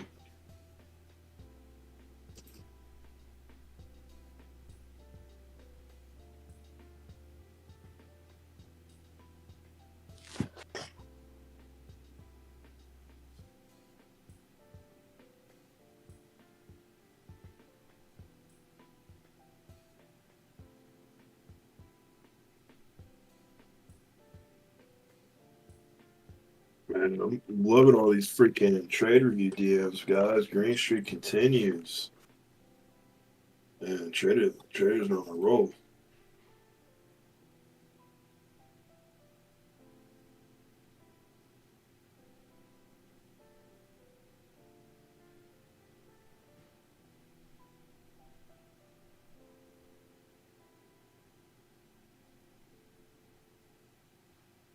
Zaytoven, I see you with the green trade today. Don't need to give any money back.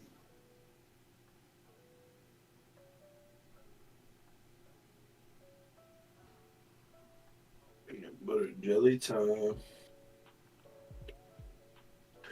right, so we're just still holding out here. Microsoft, Apple, all the big techs are still holding up. So until we see all these big weights start coming down, we can't really expect SPY to just come crashing down. But Berkby has pulled back quite a bit. JPM's pulling back quite a bit. J&J finally getting a pullback after their huge run. So we do have a couple things slowing down, but a lot of things holding up really strong. Apple, Microsoft, Meta, Google, Amazon. Tesla's not impressive, but it's still holding yesterday low. Devin with the call-outs. I see you. Yeah. Yeah, just going around looking at some stuff that was selling off at the banks, but some stuff holding up. So Rare occasion, but really... I got some coffee, Devin. Oh, you gonna be all caffeined up? Hell yeah, full day stream now, boy.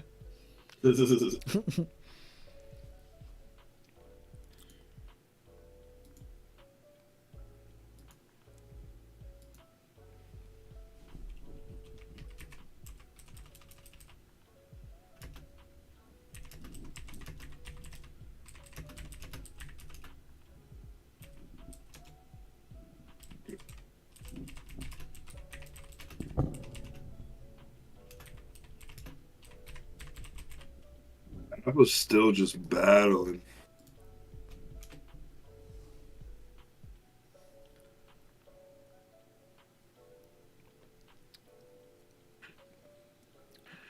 I really want to see Apple start pulling back to see the market start selling off. But we are starting to break down a little bit more. Yeah, Apple's still struggling with previous day demand. So is Microsoft, AMD, Nvidia, Amazon, Tesla, Meta, Google, not Netflix, surprisingly. JPM coming back down, BABA coming back down, BA still struggling, Square still struggling, even though they're still holding a pretty good support. Coin launched through. They have an extended move now. They are definitely parabolic from open. Yeah, I would say a lot of things are struggling with their highs right now.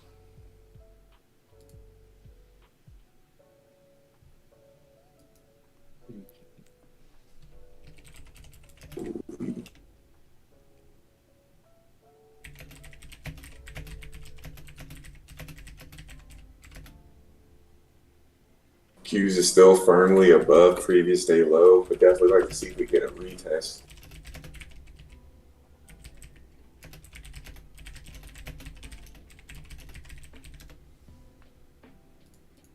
The 15-minute volume is definitely decreasing, but we have been like making smaller candles on the 15 minute, so supporting price action.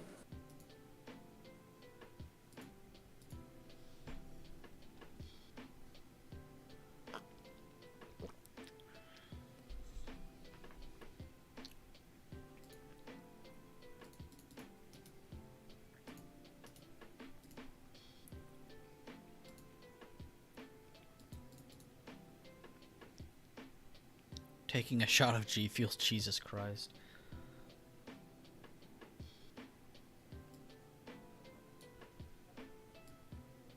Still holding 384 though, I will give them that.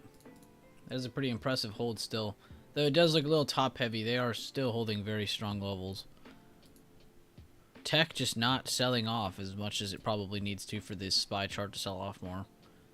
Even with that healthcare pullback. Discretionary key level at 137. That's the XLY chart for discretionary. It's your Amazon Tesla sector. Comms have a key level at 5260 as well as 52 flat. Financials are back to low of day basically.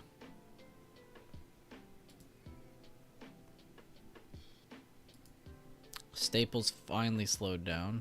Utilities are still at high of day.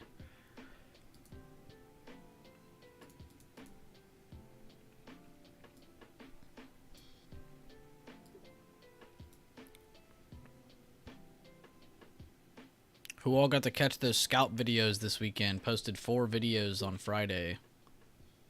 After our full day stream, stayed on my charts for a little bit longer, got everything prepared for the videos, got those videos edited for you all, and got them posted.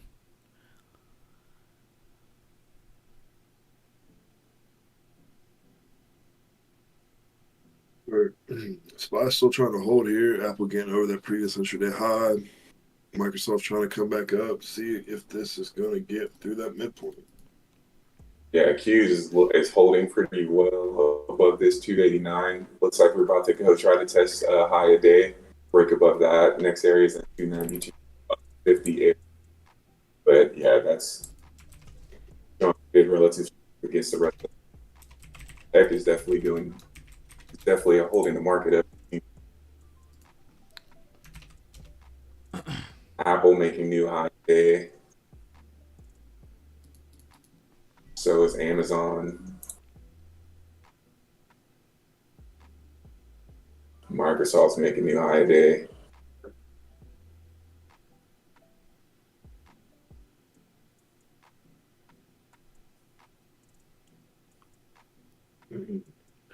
Shout out to Wag. He's on a nice little green streak. Good stuff, Wag. Ooh, 9-minute candle on Qs here, getting some volume as well.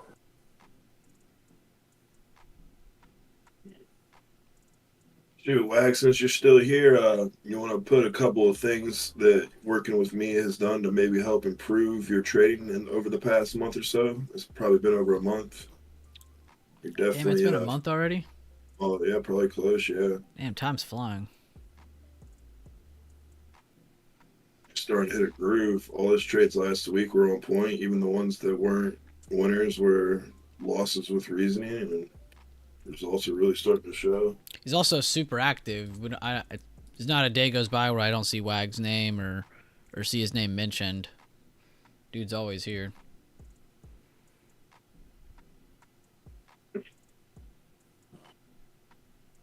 Shameless plug.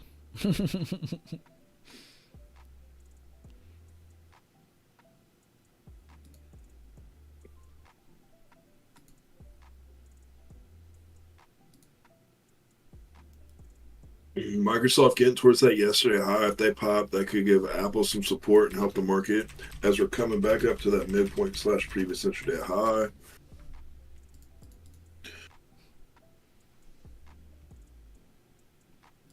There you go, Money Lisa.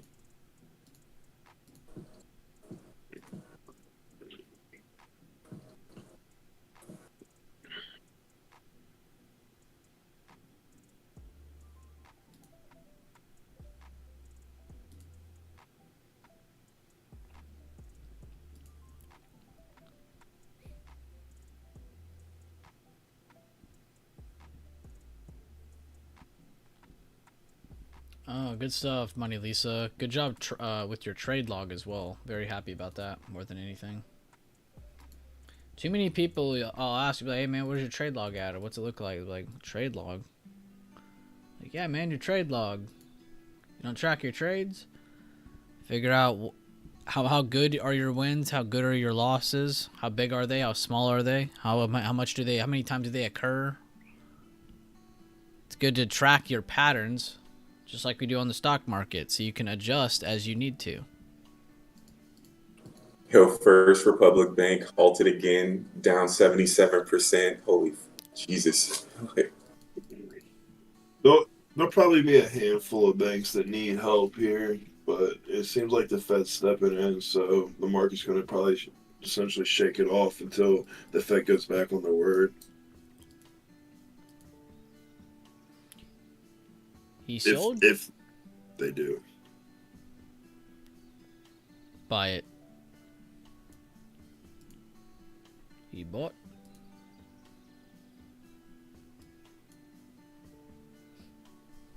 Yo, Jim Cramer's so funny. It's like this man misses, but he don't miss. Like if you if you get it, like. Oh, dude, speaking of Jim Cramer. Glad you said something. First, it was like Signature Bank. Oh, that bank's good. Kind of find out they're getting closed down. Then he's saying First Republic Bank is a very good bank, and now that's getting halted. Dude, look at SJIM. That shit gapped up to 26.18 today after closing at 25.47 on Friday. That's a huge increase. It's like 7 or 8%. Key has been halted twice. Good looks. Money Lisa, that's what some of these banks have been doing. It seems like with 0-day contracts already. But try to stay afloat.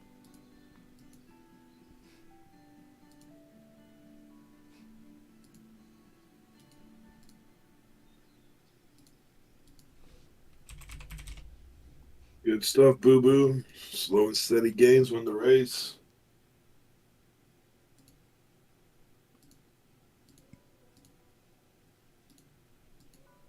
We are getting a potential lower high, but we are still also defending the 383.89 level.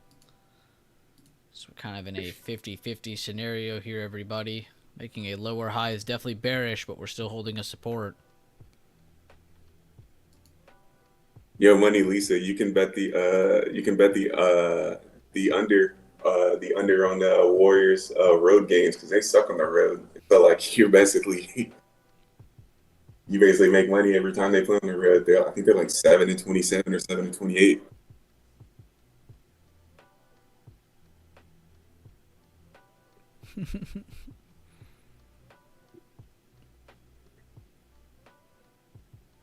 See you later, Wag. Have a great day, man. Thank you for tuning in. And appreciate the kind words about Devin's breakdowns and one-on-ones.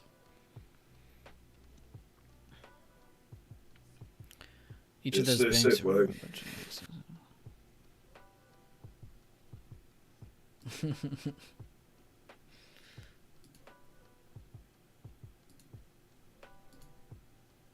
Pike's like, oh, hell no.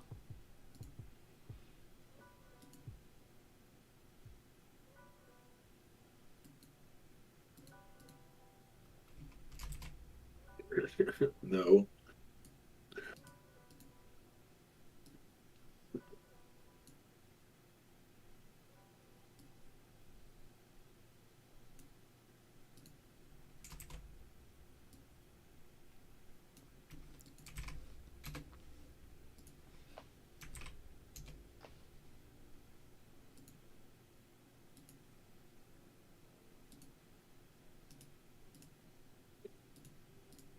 Yeah, I saw that. Steph was like, "That's like his best like game war. His like best game war jersey he's ever given away to a kid in the face with that ball."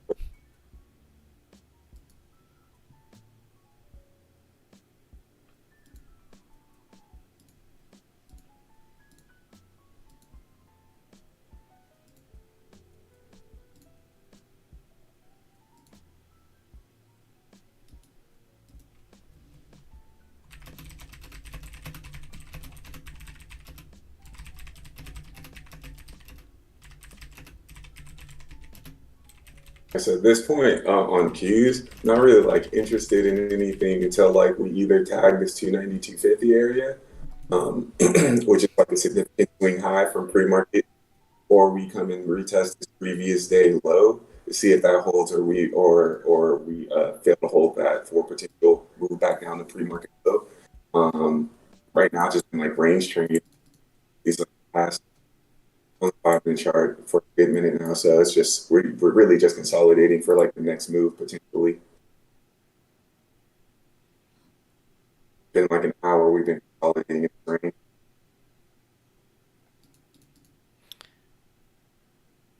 He's just talking about the range trade, guys. Most likely getting consolidation before the next bigger move. Your mic was cutting out a little bit, so I was just re-saying it in case. Oh yeah, I'm kind of far away from my iPad. Thank you. I understood what you meant. All right, are we gonna get the push under 384, or are we gonna keep maintaining maintaining this range? Holy crap! I need some water.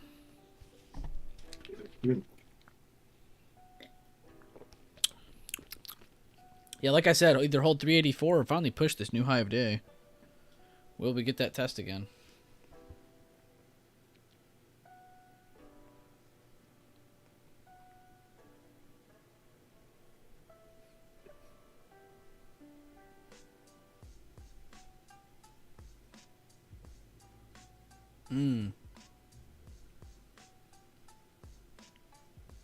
Bro, facts money, Lisa. It's like my throat was closing. That was weird. You need a spicy, bloody margarita, Chief. That sounds dangerous. Honestly, margaritas slap because they're dangerous. Yeah, you're like, oh, it tastes like this fruit, or it tastes like this. It's so good. I love it. And then, like, you don't even realize, like, how thick of a tequila presence there is. $10. Are you one of those guys that don't even like drink water? You just drink the rum? I can see it. I mean, my first few out, I wouldn't want a water yet either, but eventually I'd definitely want one.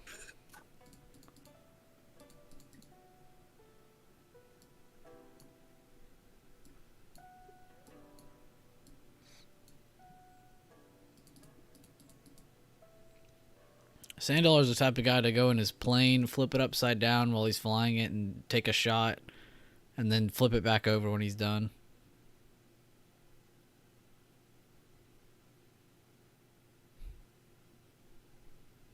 Alcoholic Slurpees.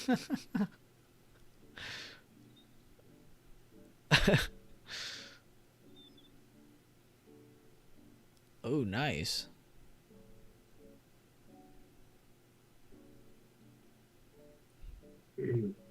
Mike, I might drink once or twice a year, dog. If that.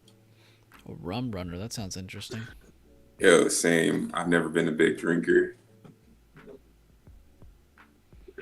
Now, Leland, that's a different story. I can't get him off the bottle. Dude, half his Red Bull are vodka Red Bulls. Jeez. They're all spritzers. I don't understand how he does it.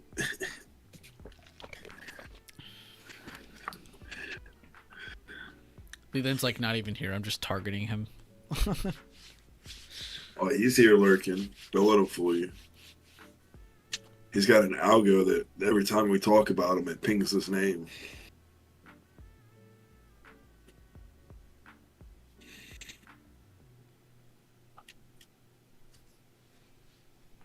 Still just wicking up to see if we can hold this area. Potentially getting a buyer move they can push through this high of day.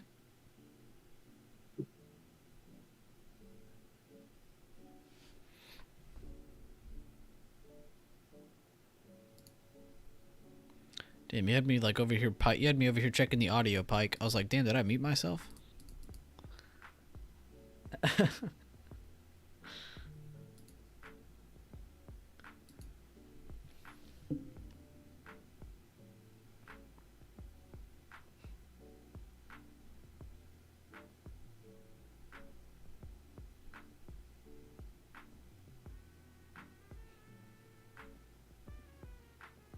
Spot just making this range here. We just gotta wait.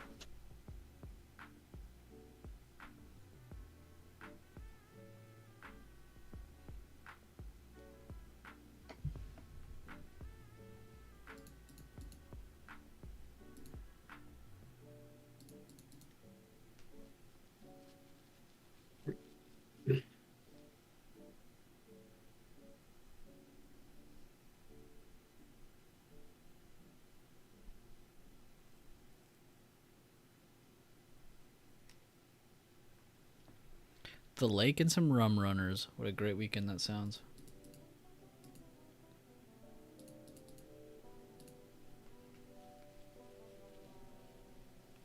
How is everyone in the stream doing? Give me a thumbs up or however you're doing, really. Let us know. What are you looking at? Have you taken trades? You just been chilling? You just vibing out, analyzing the market today?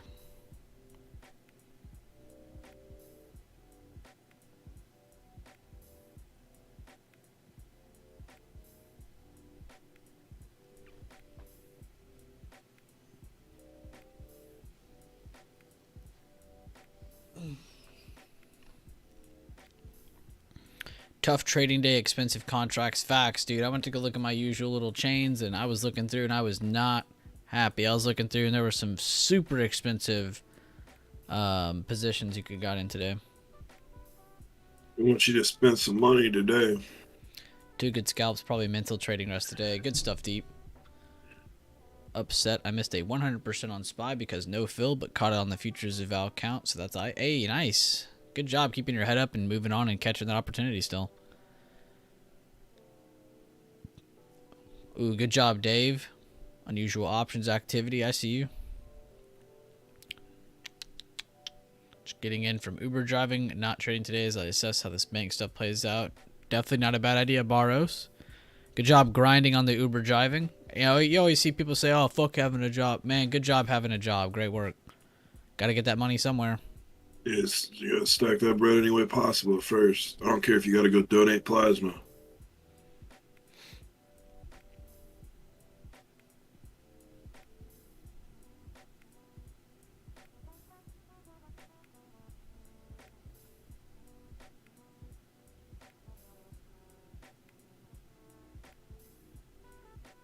Good job, Andy. I don't know where that is, so I can't tell you if it was a bad move or not. But if you got a quick 20%, definitely seems like you got a really good move, man. Because 20% is a lot. Don't let anybody tell you otherwise. Creeping back up to that midpoint previous intraday high. Can we get some volume and pop it? Vibing out. Take this week extra slow. Really see if I can work on my iron hands. Love to hear it, Zaytoven. While everyone else is stressing, you'll be grinding. Look how tight Tesla's consolidating. Oh yeah, nice. Good looks. They're literally barcoding. Ooh, good job, Jose.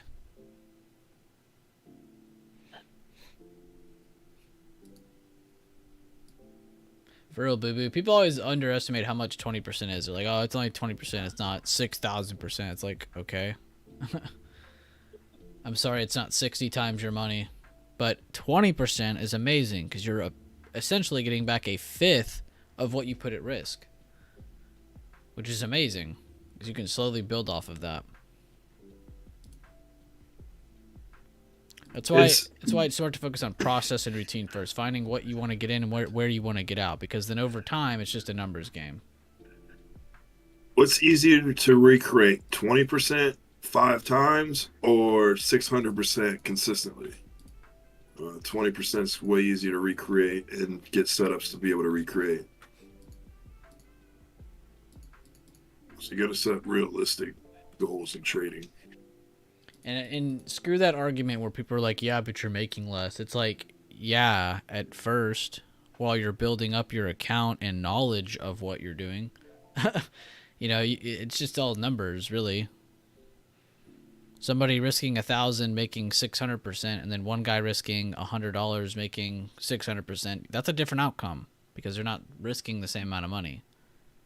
But over time, as you start to get through it more, that you're going to start to appreciate that 15, 10%, 20%, those types of trades a lot more.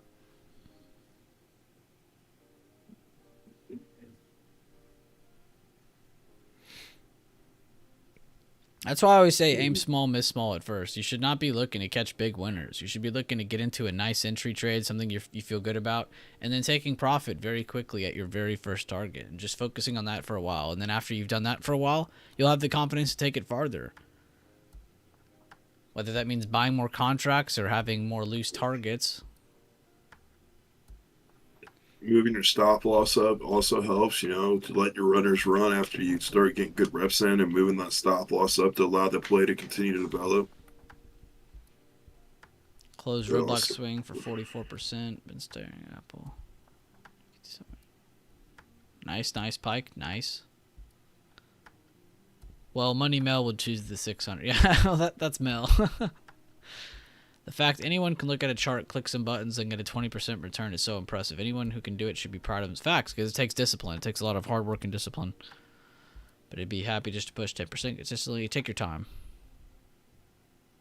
Yeah, you definitely don't want to hold too long. You want to focus on taking quick trades at first, because then you focus on the essentials of everything: entry, the process of how you actually exit, whether you're on your phone or your laptop or your iPad or your computer. Going through the process of everything, and then the mentality of it, you know, okay, I'm in, I'm out, you know, and then being able to kind of take that in, breathe afterwards, review, okay, this is what I did, this is why I did it, the reasoning of everything. Tesla breaking down, wicked, good call out, Noxta.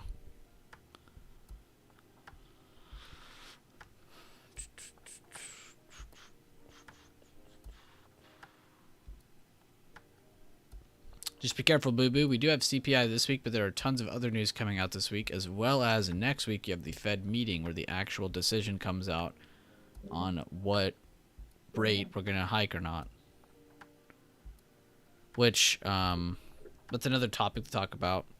So, and I've been sharing this with y'all pretty much every single day, every other day, just to show you guys the difference between it. But do y'all remember when I showed y'all this chart?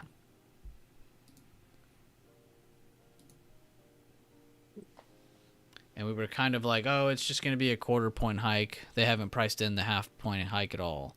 Then they started pricing it in, and it was like 70, 75%. Then it went down to like 40%. Now it's back up to almost 90%. You know, they are so unsure themselves. So be very careful on any kind of swings, because even the big dogs don't know what to expect. That chart's been moving crazy. I've never, in the entirety since COVID, I have not seen that rate hike tool chart move so much like that. I've never seen it whipsaw in such a large, volatile fashion. That was beyond volatility. That was crazy. It's because they don't know themselves. That bank issue happening, like everything just doesn't make sense. So in my opinion, we're probably just going to see a quarter point hike. I think we'll just see the quarter point. They'll adjust if they need to next time around. But it also depends on the CPI data that comes out tomorrow. If it comes out and it's way worse than they expected, well, then they're probably going to have to do a half point hike, and we will see a continued drop on the market.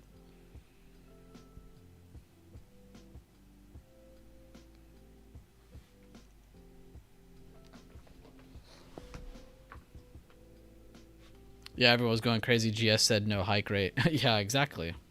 Because that was kind of the mindset we were going into like 2-3 weeks ago.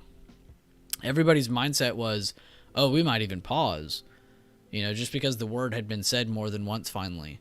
You know, we're all the way in the beginning of March into February, and they're finally saying the P word. The first time it was said, it wasn't even mentioning our markets either. People are just super, super ready to buy this back up.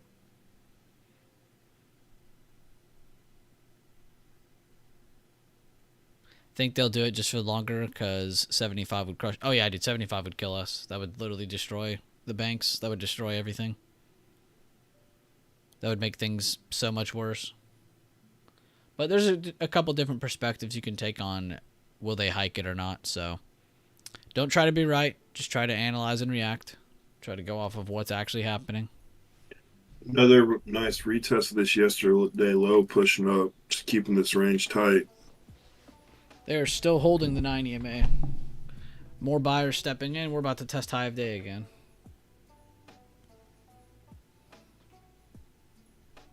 Yeah, getting some nice short-term buyer volume coming in. See if that transfers over on the 10-minute with 4 minutes left.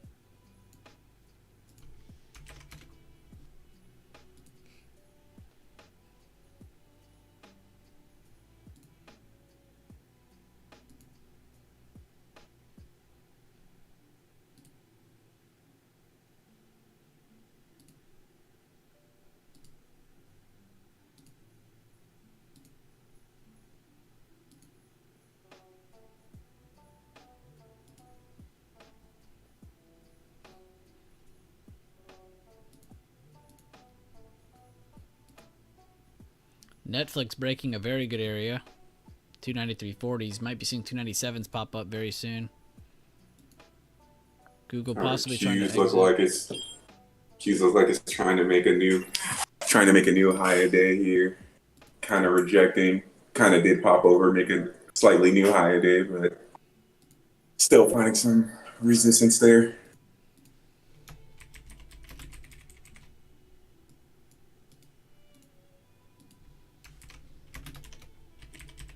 Yo, good job, Daffy.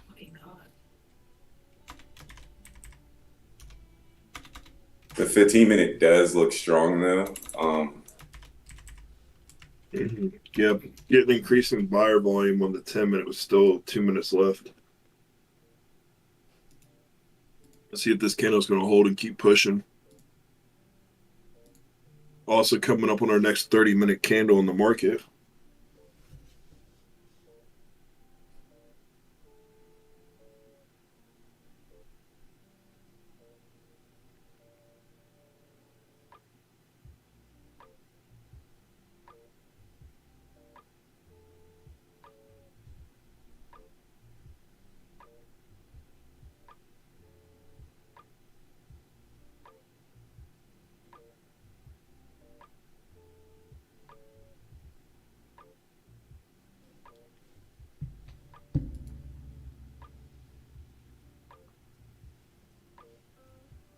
I really want to stay active on the chat, but my kids are awake. That's totally fine, I man. can't talk. They said, what did they say on the stock market today, up or down? She's indecisive today, man. She wants my phone. Lily, Spy's gonna go up or down. She wants you to sit cash. That's why she's taking the phone. She said down so we can get some money. That's funny.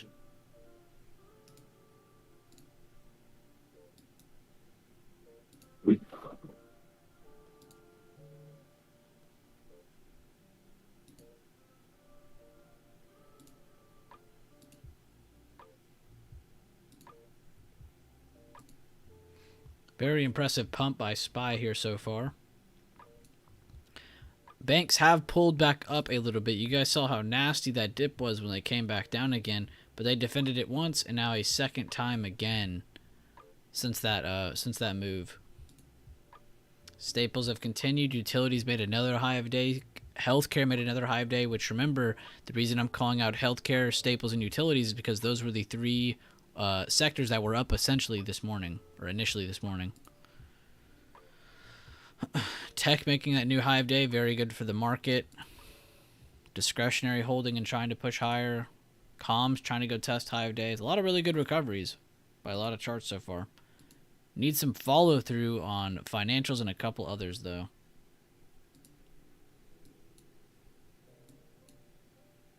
Really good push though.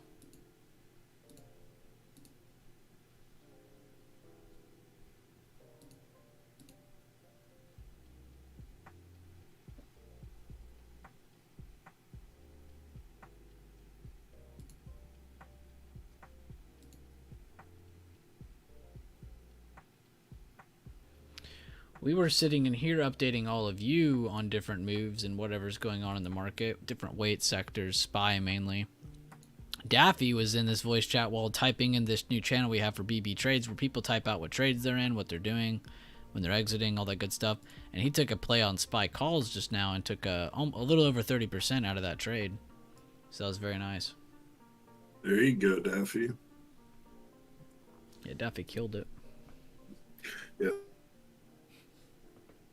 SPY had a crazy pop off that yesterday low. See if that's going to continue here. Looking for it to hold the midpoint of the pre-market move, which is crazy because that midpoint also almost lines up, not perfect, but potentially at the 50% of that previous 10-minute candle area. Couple cents off.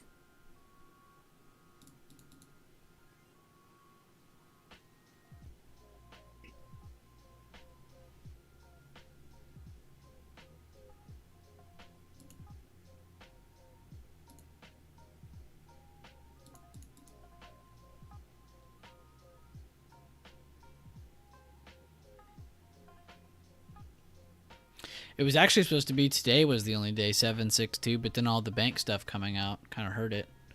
But yeah, here I'll re-show the economic calendar, and you'll see just by the notifications. The only calm day was supposed to be today, but then we had all the SVB stuff coming out. But we got CPI tomorrow, PPI retail sales following that, jobless claims and housing coming out on Thursday, and then you have consumer sentiment, which I don't know why that's not read. That needs to be read. It's not important every time, but it is still important. And then, of course, industrial production. So every day is pretty busy. Next week we have the federal meeting. All right, see if we can get over this. Oh, yeah, we just popped straight through that 380 to 40 area. We're getting some nice buyers coming through. Microsoft asshole pushing higher. Yeah, Q's making, coming into that 290, 250 area. Clean break above high a day. See if we can push higher above that to 294.55, which is our previous day high. Tesla, Meta still haven't moved too much, so waiting on them to get some action if you haven't caught anything. NVIDIA as well, still kind of having a hard time with the midpoint. UNH is breaking over yesterday highs. J&J is making new high days.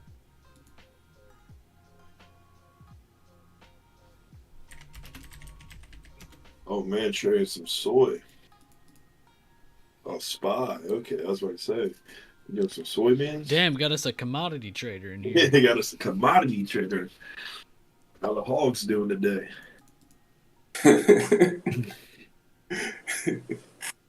That's one of my favorite parts in the Big Short movie when he's like, "What's your problem?"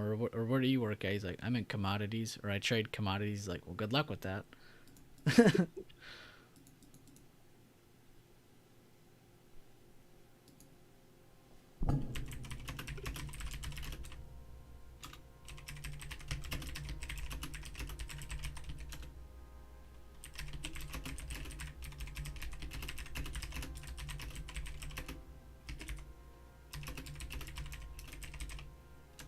By rejecting that breakout level after that quick push up to 389.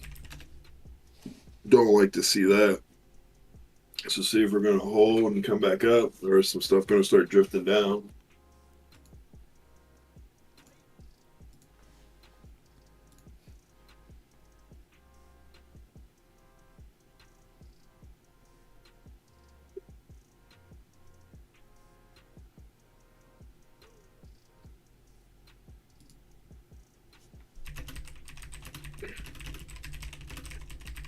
Yeah, on the 10-minute, you could do the first 3 candles chance.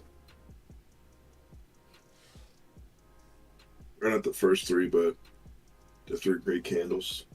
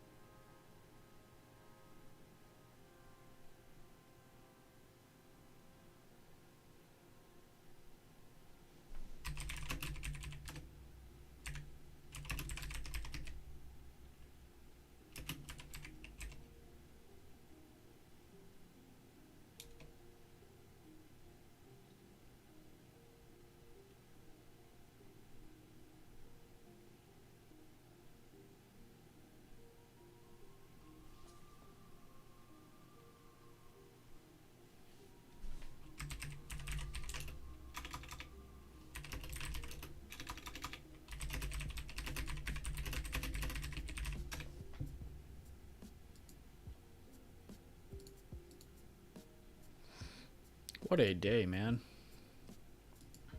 From turmoil to reaction.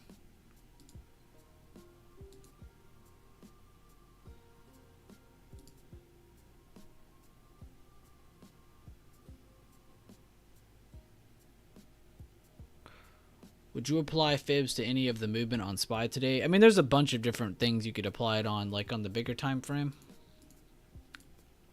If you go to the daily, go from like close of the Friday, like where we, or actually you could even do better than that. You could do where we fell from, so like way up here, kind of like how we do fibs in the smaller time frame, but for the bigger now.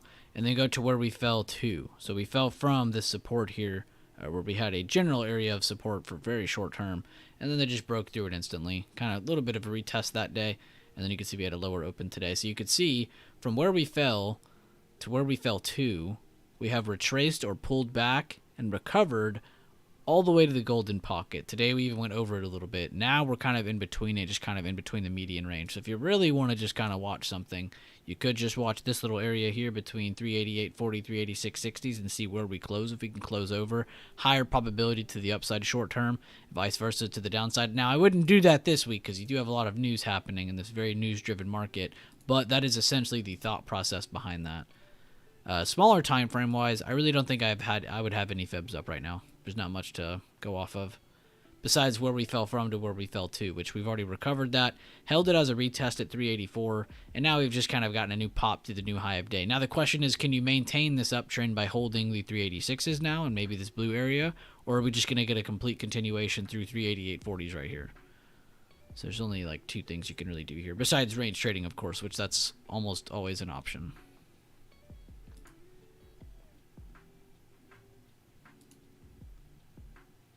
It's just smart to think about, what do bears want, what do bulls want? Everything else is for the range trade.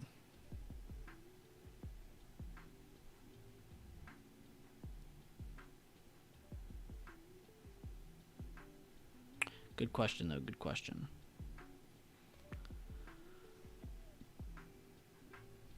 Ooh, good eyes, deep. Learning so much from you guys. Thank you, Oaktown Poppy. Sorry, I just now saw that. I'm glad to hear it. Hopefully a lot of the different information we drop in the pre-market prep, during the market, some of the videos, all that stuff. Hopefully some of you guys are catching some of the private and public videos. And not even just from a sales point of view, but the membership for YouTube really is worth it. If you don't have it, I would get it. Just because there is a ton of extra videos in there. I think I'm at like 20 plus videos now. And we just started a month ago.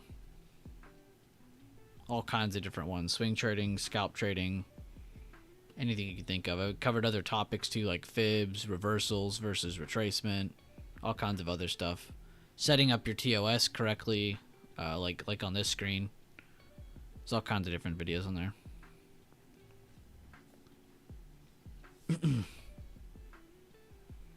Soxel and T-Triple-Q feeling froggy. Good looks, Mike. Love the term usage.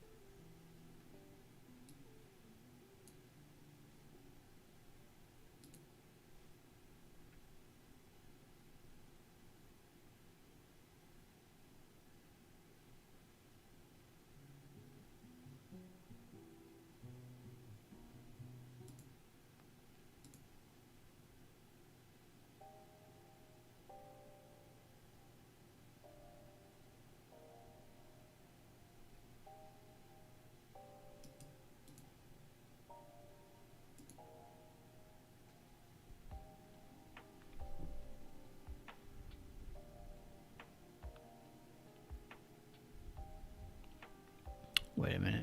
I ask that a different way. Does it matter trading on log or not with the BB system? What do you mean? Like should you be logging your trades, or what do you?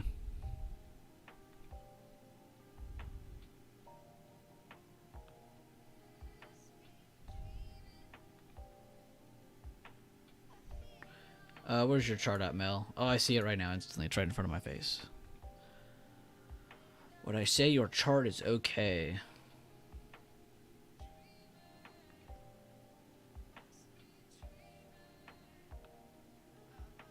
No, it looks fine. I mean, you're looking at a good kind of halfway point or golden pocket point of that previous day, which is a very high probability retest point for SPY, which is kind of already happening. But yeah, no, I'd say it looks fine.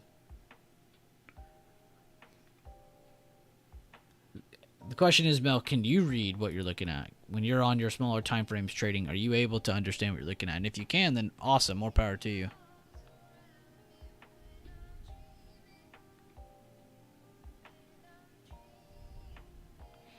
Oh, well, Leland said I don't, so I must not.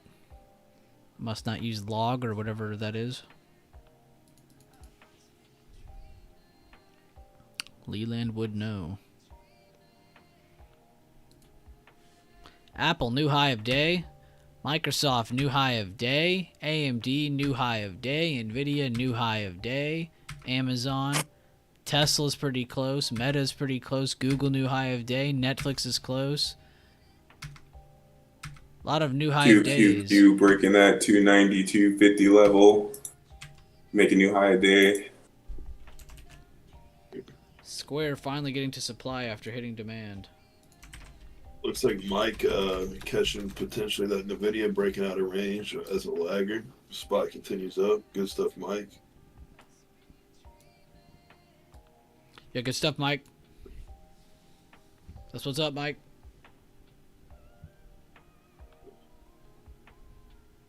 Oh, the price scale. My bad.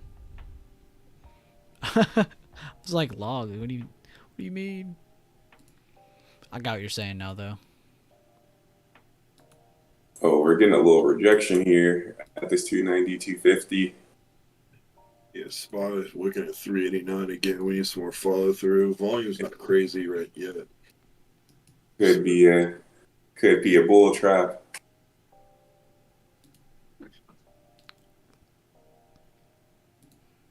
Me simply waiting for Leland to say he's in puts.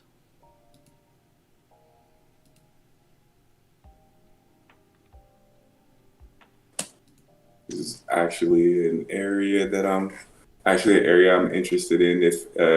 If we do end up making, I'm watching the 1 minute on QQQ here after we rejected this 292.50s. If we can't get back above, I'm watching for the most recent higher low to get broken to see if we may reverse and like we can go test down to this like 288.60 area where we were like first consolidating at.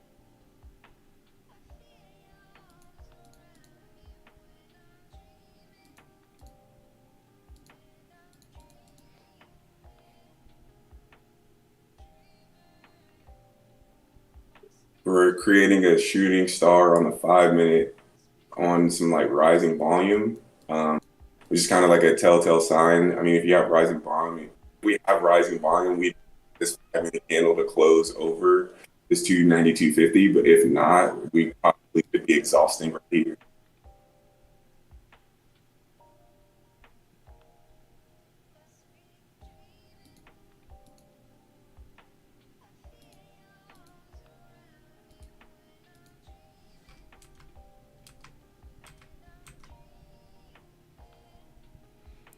Coinbase up 10% today.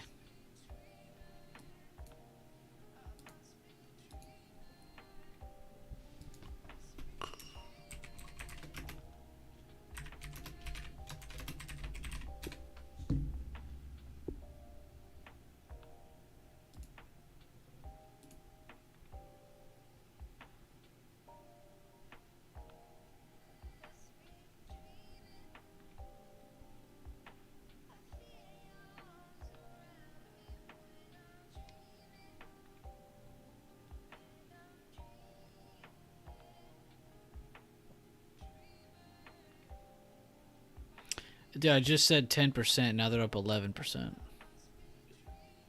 was like 10.3 when I said it. Coinbase is on crack today. Microsoft, Apple still trying to push, and SPY trying to get back towards that 389. Still got like 4 minutes on this candle. Not too much volume on this 10-minute candle overall.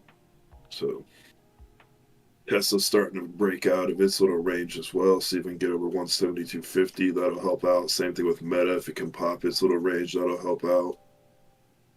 Nvidia's still pushing higher. I hope Mike's got the eye on it.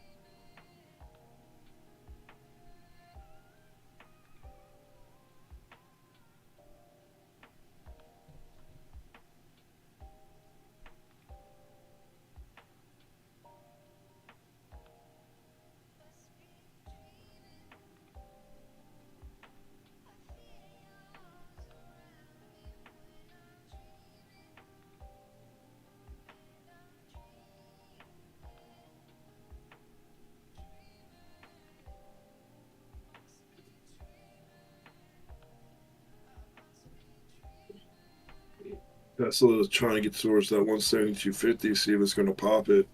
Nvidia pushing higher over 131. Not 131, 231. Q's making new high a day. Looks like it wants previous day high. get towards the end of this 10-minute candle, SPY is coming back up over 389. Microsoft making new high with Apple. Amazon trying to get pre-market high yesterday, high right above. This Tesla's at the midpoint. Google coming up towards its pre-market high, helping Meta out. Netflix at pre-market high.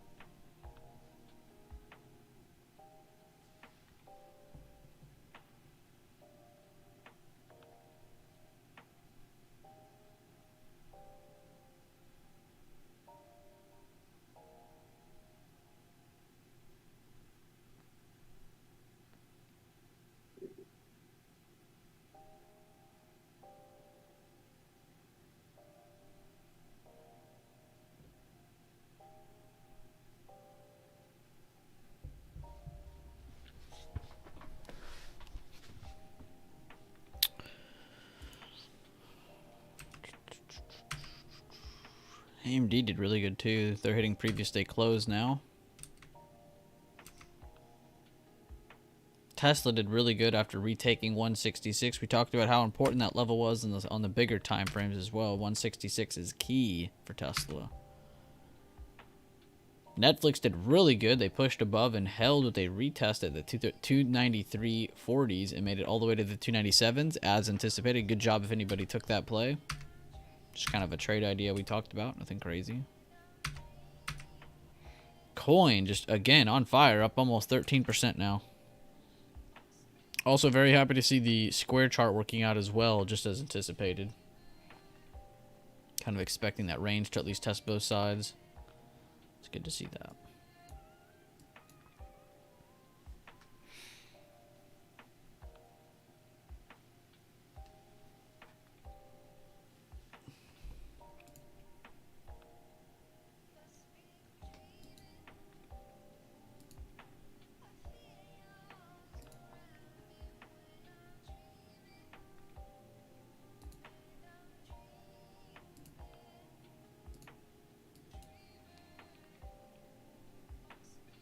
Tesla fills their overnight gap at 173.44.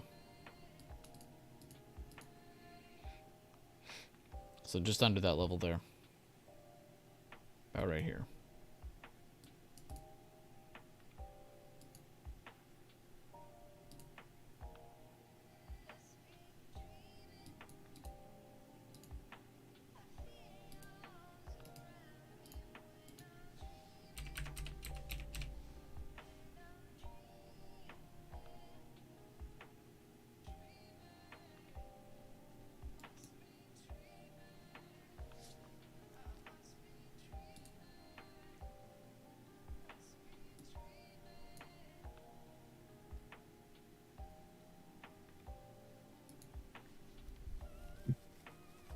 When in doubt, zoom out. Always very nice to go back out to your bigger time frames just to get a different view, really. It's not healthy to just stare at the 5-minute all day. But as you can see, we had a very big lower open at demand. Demand all the way from the beginning of January, if I'm correct. Yes, very beginning of January. So the beginning of the year, pretty much.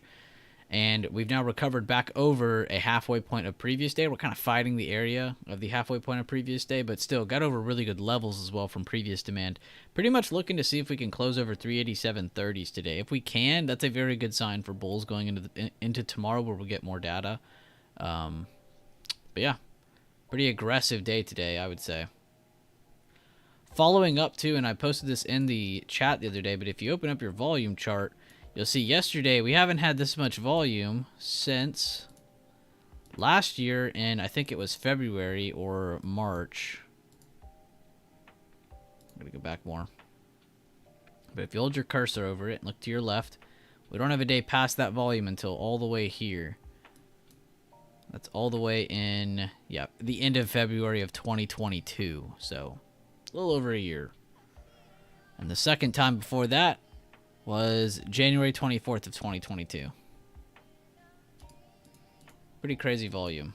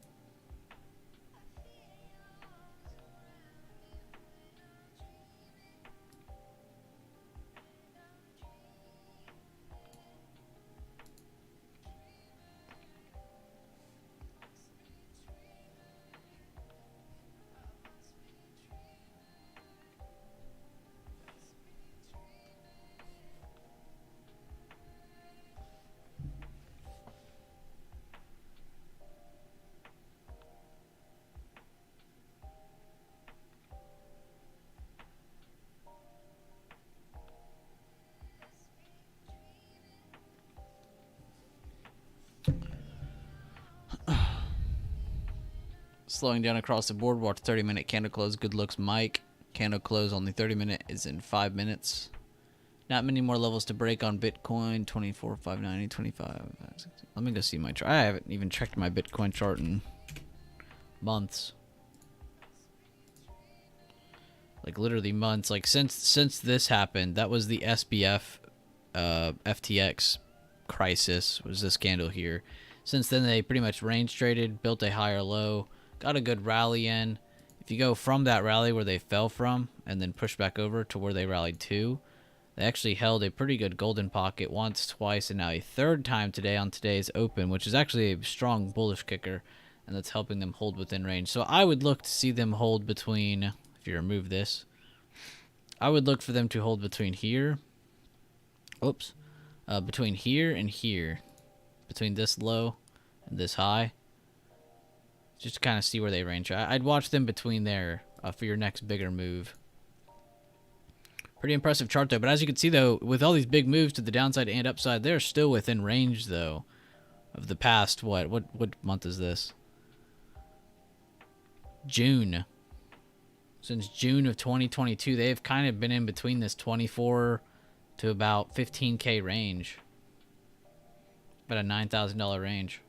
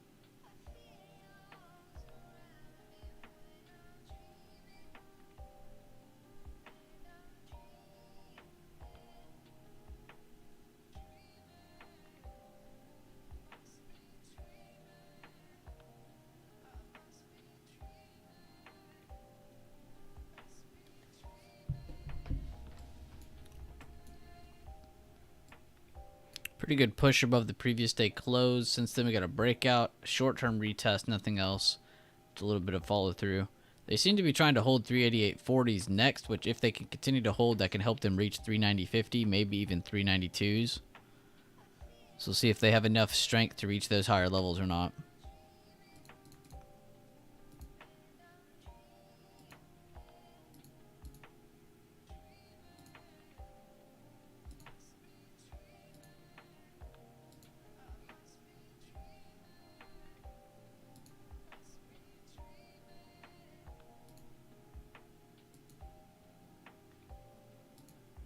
I like what I see. I mean, I think the buyers definitely stepping up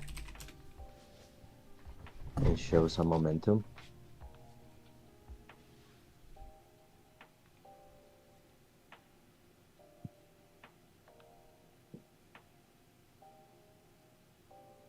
Oh yeah, true, Cameron. Another retest would weaken that. It's always good to count how many times you retest certain areas too. Good looks though. I didn't know how many of you were even interested about crypto. I personally don't care about crypto. It's kind of nice just to be aware of it, just so you know what to check on for particular stocks like Coinbase, for example. But not actually invested, so really don't care. But it's always nice to be aware, regardless if you believe in something or not. It's nice to be aware of what it's doing if it does have some sort of power on the markets. We all damn well know how trendy Bitcoin can get. SPY getting that next push here with Apple, Microsoft, Meta pushing us higher. Tesla trying to keep continuing higher. NVIDIA did a nice little retest trying to come back up to that previous intraday high. Netflix getting back over pre-market high.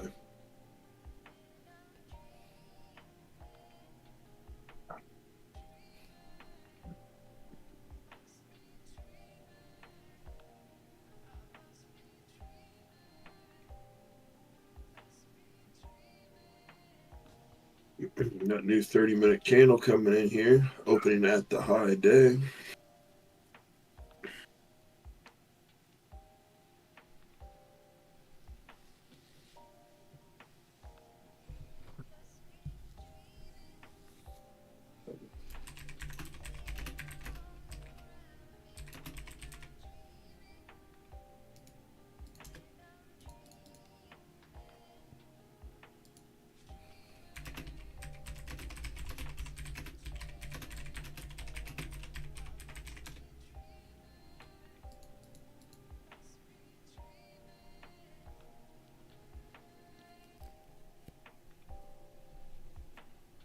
ARCC dividend banker got slapped down but bounced off a previous CP. Maybe some averaging down going on. Try to keep your crypto chat. I mean, you can talk about it as much as you want, man. Breaking previous day intraday resistance, or at least at it. I love trading Ethereum on the weekends. It keeps my brain sharp and leverage is nice. Ooh, that's true too. Just kind of keep your brain warmed up on the weekends. Makes sense. Some people have a busy body. Some people have a busy mind.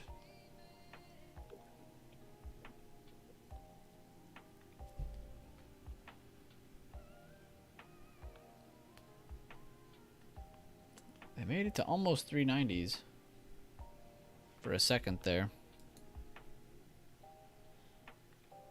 Just under it.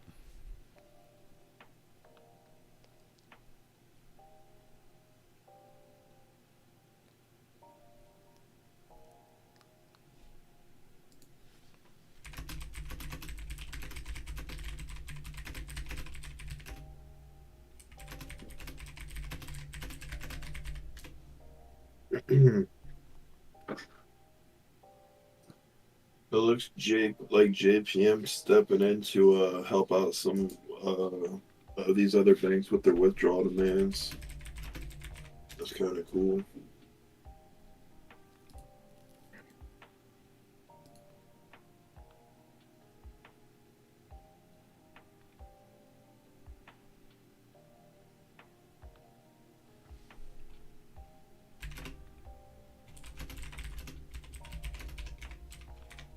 Logan with the daily Tesla calls that his dad has update.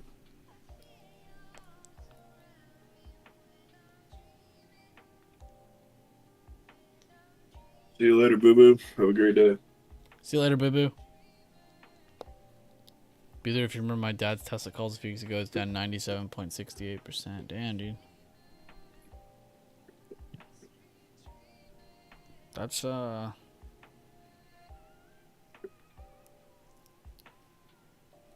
whatever. Can't even talk shit. We've all done some dumb trades in our lives that we full. And by the way, when I say dumb, I don't mean like his TA was dumb or his thought process was dumb.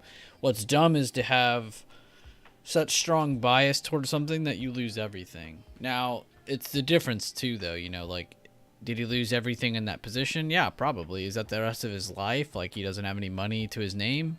If he does, then, you know, whatever. He's risking what he thought he could risk. But if that was like his whole life's like investment, like his savings, then that would be a problem. But I don't know, everyone's different. The only thing I'm calling dumb is just the amount of belief with bias. That amount of passion is so strong, it'll keep you in any kind of trade. It's crazy. And we've all been there.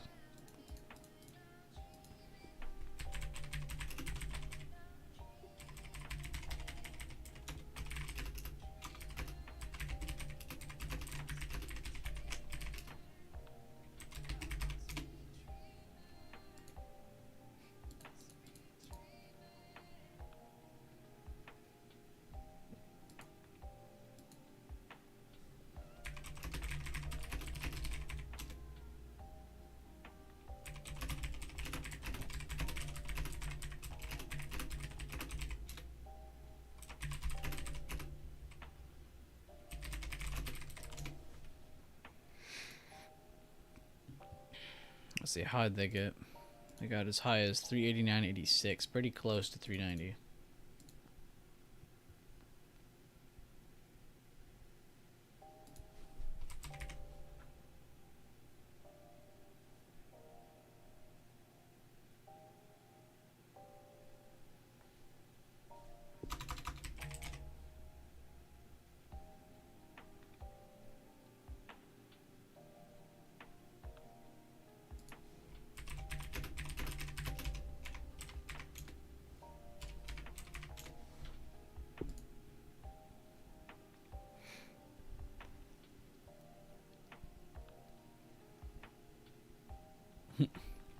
I like Tesla too, dude. I mean, I literally defend them all the time. I just mainly because I hate how people act towards them from beginning all the way to now. It's like, dude, they've proven so much. But to randomly buy calls, a little aggressive. If he had that same assumption here, I would say it's a little bit more safe of a trade than what he did before. Because didn't he buy like way up here or something? Like on one of these candles? I'm pretty sure it was like way over here. Because it's in an area where there could be some good buy reactions now, as long as they hold 166. But I'm only short-term bullish to like 178, 180s, low 180s.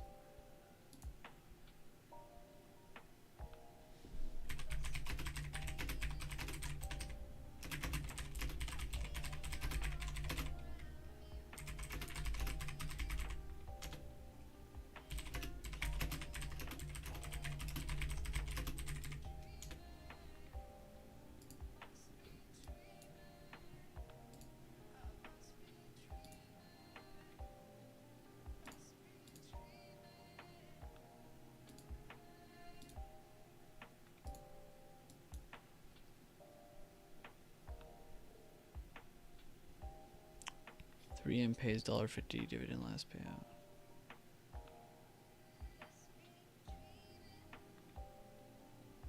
What's up, Mel? How you doing?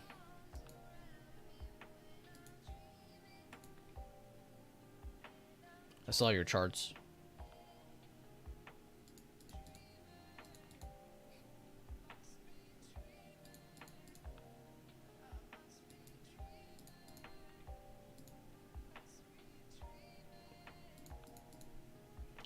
Volkswagen, first North American battery cell factory to be built in Ontario, Canada. Start of production at Ontario plant planned for 2027. Damn, that's pretty cool.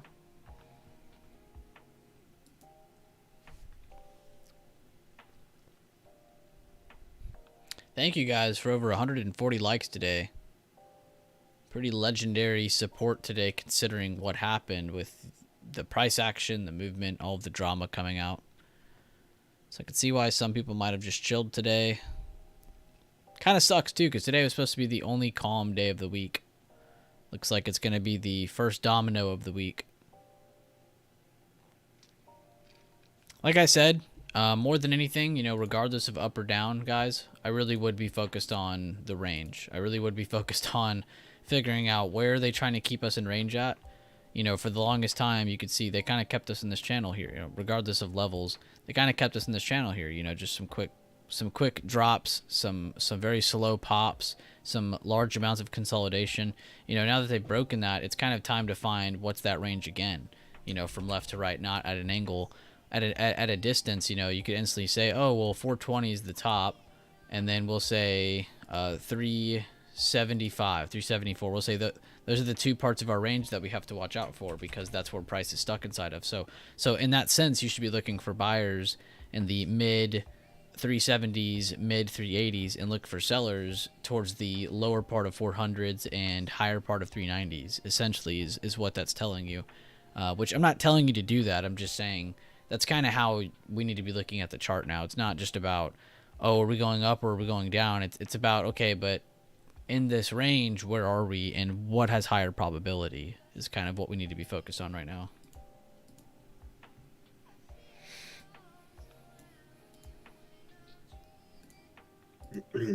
SPY touching the 9 on the 10-minute here.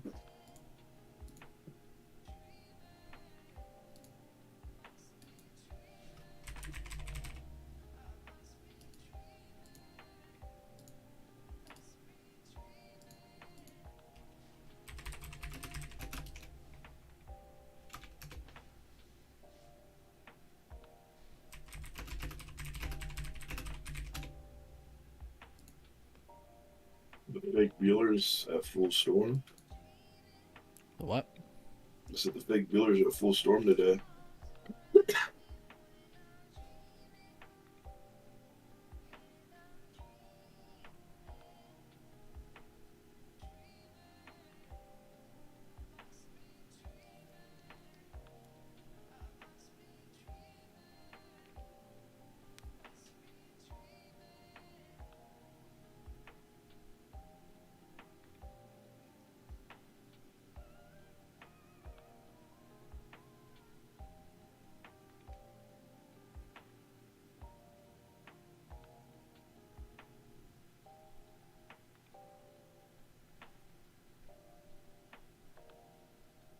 Josh over here attracting moths. Appreciate you. Wait, what does that even mean? Why are you saying that? Sasha on the trade floor. Oh, I was like, huh? Why would Devin say that about me? Your light shines bright to attract these moths towards you. Keep shining. Thank you. I didn't know that was a compliment at first. Honestly, I thought Devin was attacking me. Yeesh. Coming at you. That's a little weak for you, Devin. Little buy reaction at the 9 here. See if we're going to come down through that, or is it going to come back up and try to retest 390?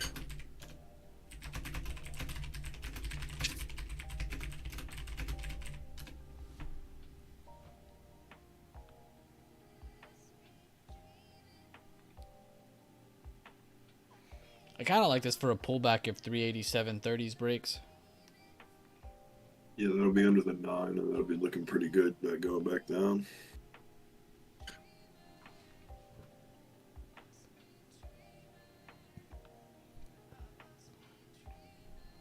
If every day's price action were like today, OMG would be rich. 100%. Definitely is really clean price action. No break of the PML. They pushed over today's open with a pretty large candle. It had really good volume. The second most volume of the day still. And then of that move, they held on top of that candle after pushing a little bit more, pulling back. They held that exact candle and then pushed a little higher. Very, very clean. Amazon looks like it's too high. Let's go see.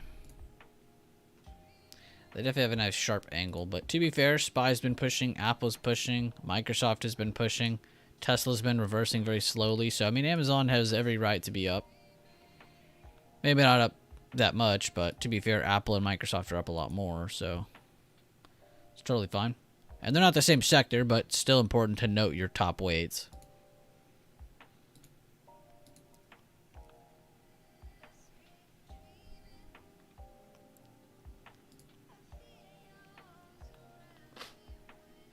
Pretty strong buyer day today, though. From open, that is. Not from not from here. From open, it's been a strong buyer day. It's all about the words.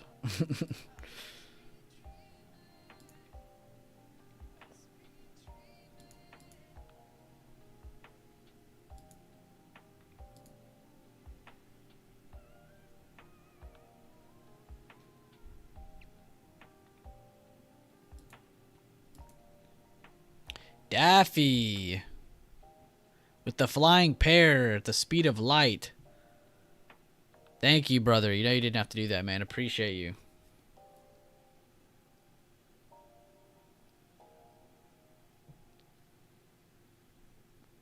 Rug likely won't be pulled until tomorrow at 8:30 Eastern Standard Time.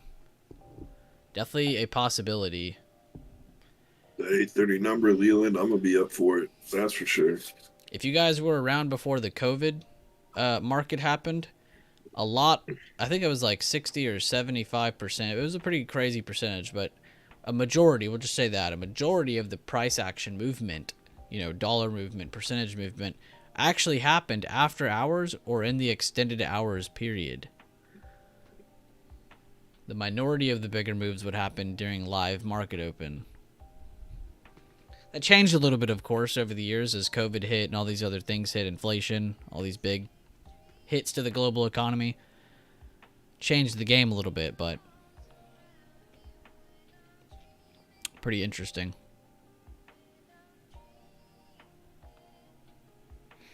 Dude, Daffy is the moon.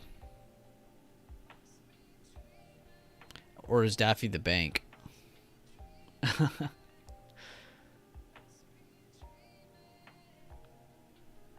Oh, by the way, guys, I figured out what the light blue meant. It doesn't mean 2 months. I was wrong.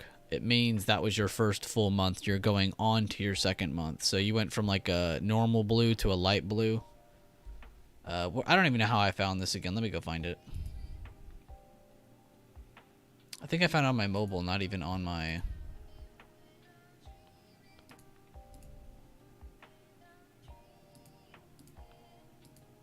What?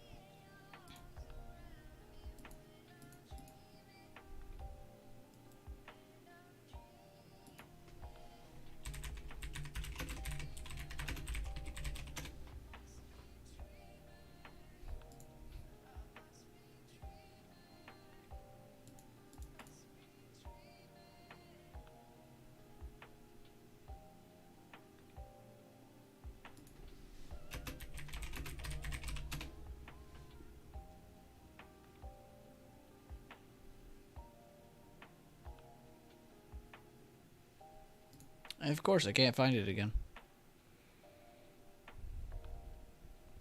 Next time I find it, I have to screenshot it. The community page is what you saw? Oh, let me go look there then.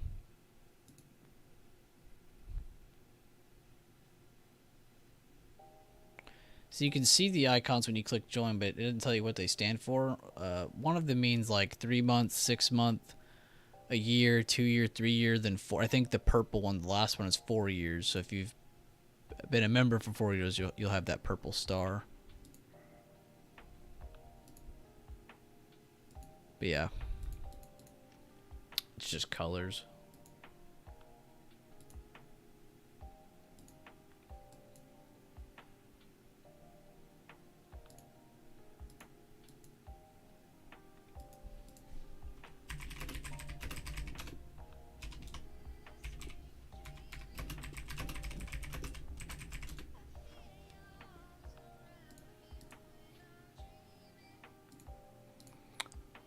Pretty good eye by one of my friends saying hammer on Nvidia 15-minute.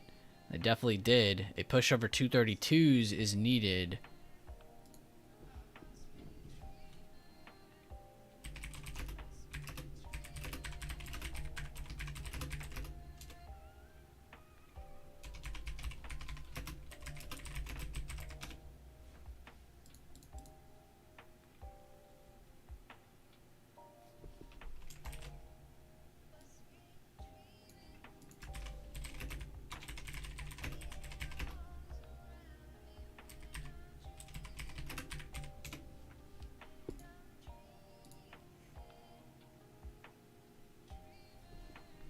Apple, Microsoft making new highs, Amazon trying to get pre-market high, and yesterday high, Google getting pre-market high. SPY's still holding up here, no sign to short it yet. Nvidia's still making a new high after that retest and hold. Netflix at yesterday high, maybe get another push here. See if we can pop this intraday high 390. Never even came close to your short level, Josh. Still trying to hold. On Inspire. Yeah, on SPY. Yeah, pretty much just like held in the middle of that perfect demand range from the daily. Now we're kind of like up into another one on the daily. This was trying to pop back up. Apple's getting some good volume on the 10-minute here. XOM's not done too much. Netflix right at yesterday high.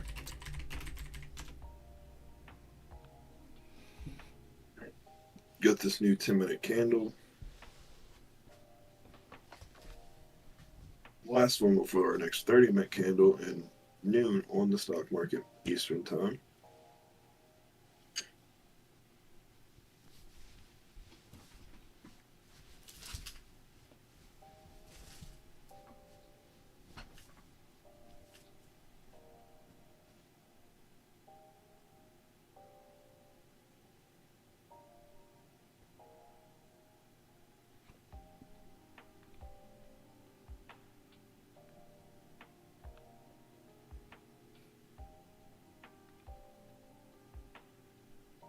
Already slowing down on that weak new high push on a couple tickers. And SPY has not made a new high day, so we could potentially be rejecting again here, forming a tighter range that we need to break out of before the next trade.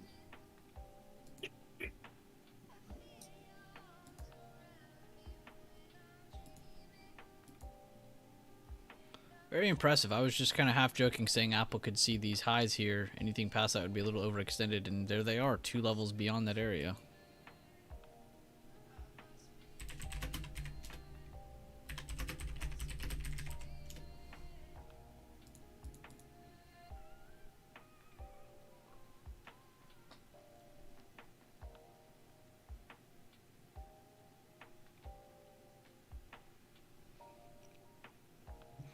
Let's do one more review of SPY.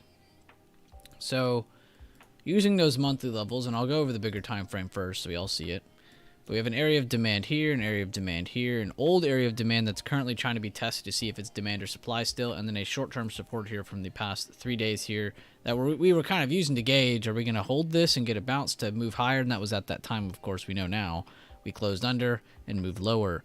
Now we're trying to see, can we get a bullish reversal pattern? And if so, we might need to see a day or two of consolidation to the right. We have CPI, so almost none of this TA matters anyway. But that's where we're getting the levels from. Today, what you basically saw was a hold of demand, and then we pushed up into the other key area that was slightly above us, it was almost $6-7 above. And the only kind of interest level in between that we had was the previous day low and the previous day close to kind of give us that in-between area of like, hey, they're trying to pass that. They ended up pushing above, holding, and then pushing above again, and made it into that area above. So that's kind of what we're focusing on. Yes, it is a piercing line. I just didn't want to say it is now because it's only halfway through the day.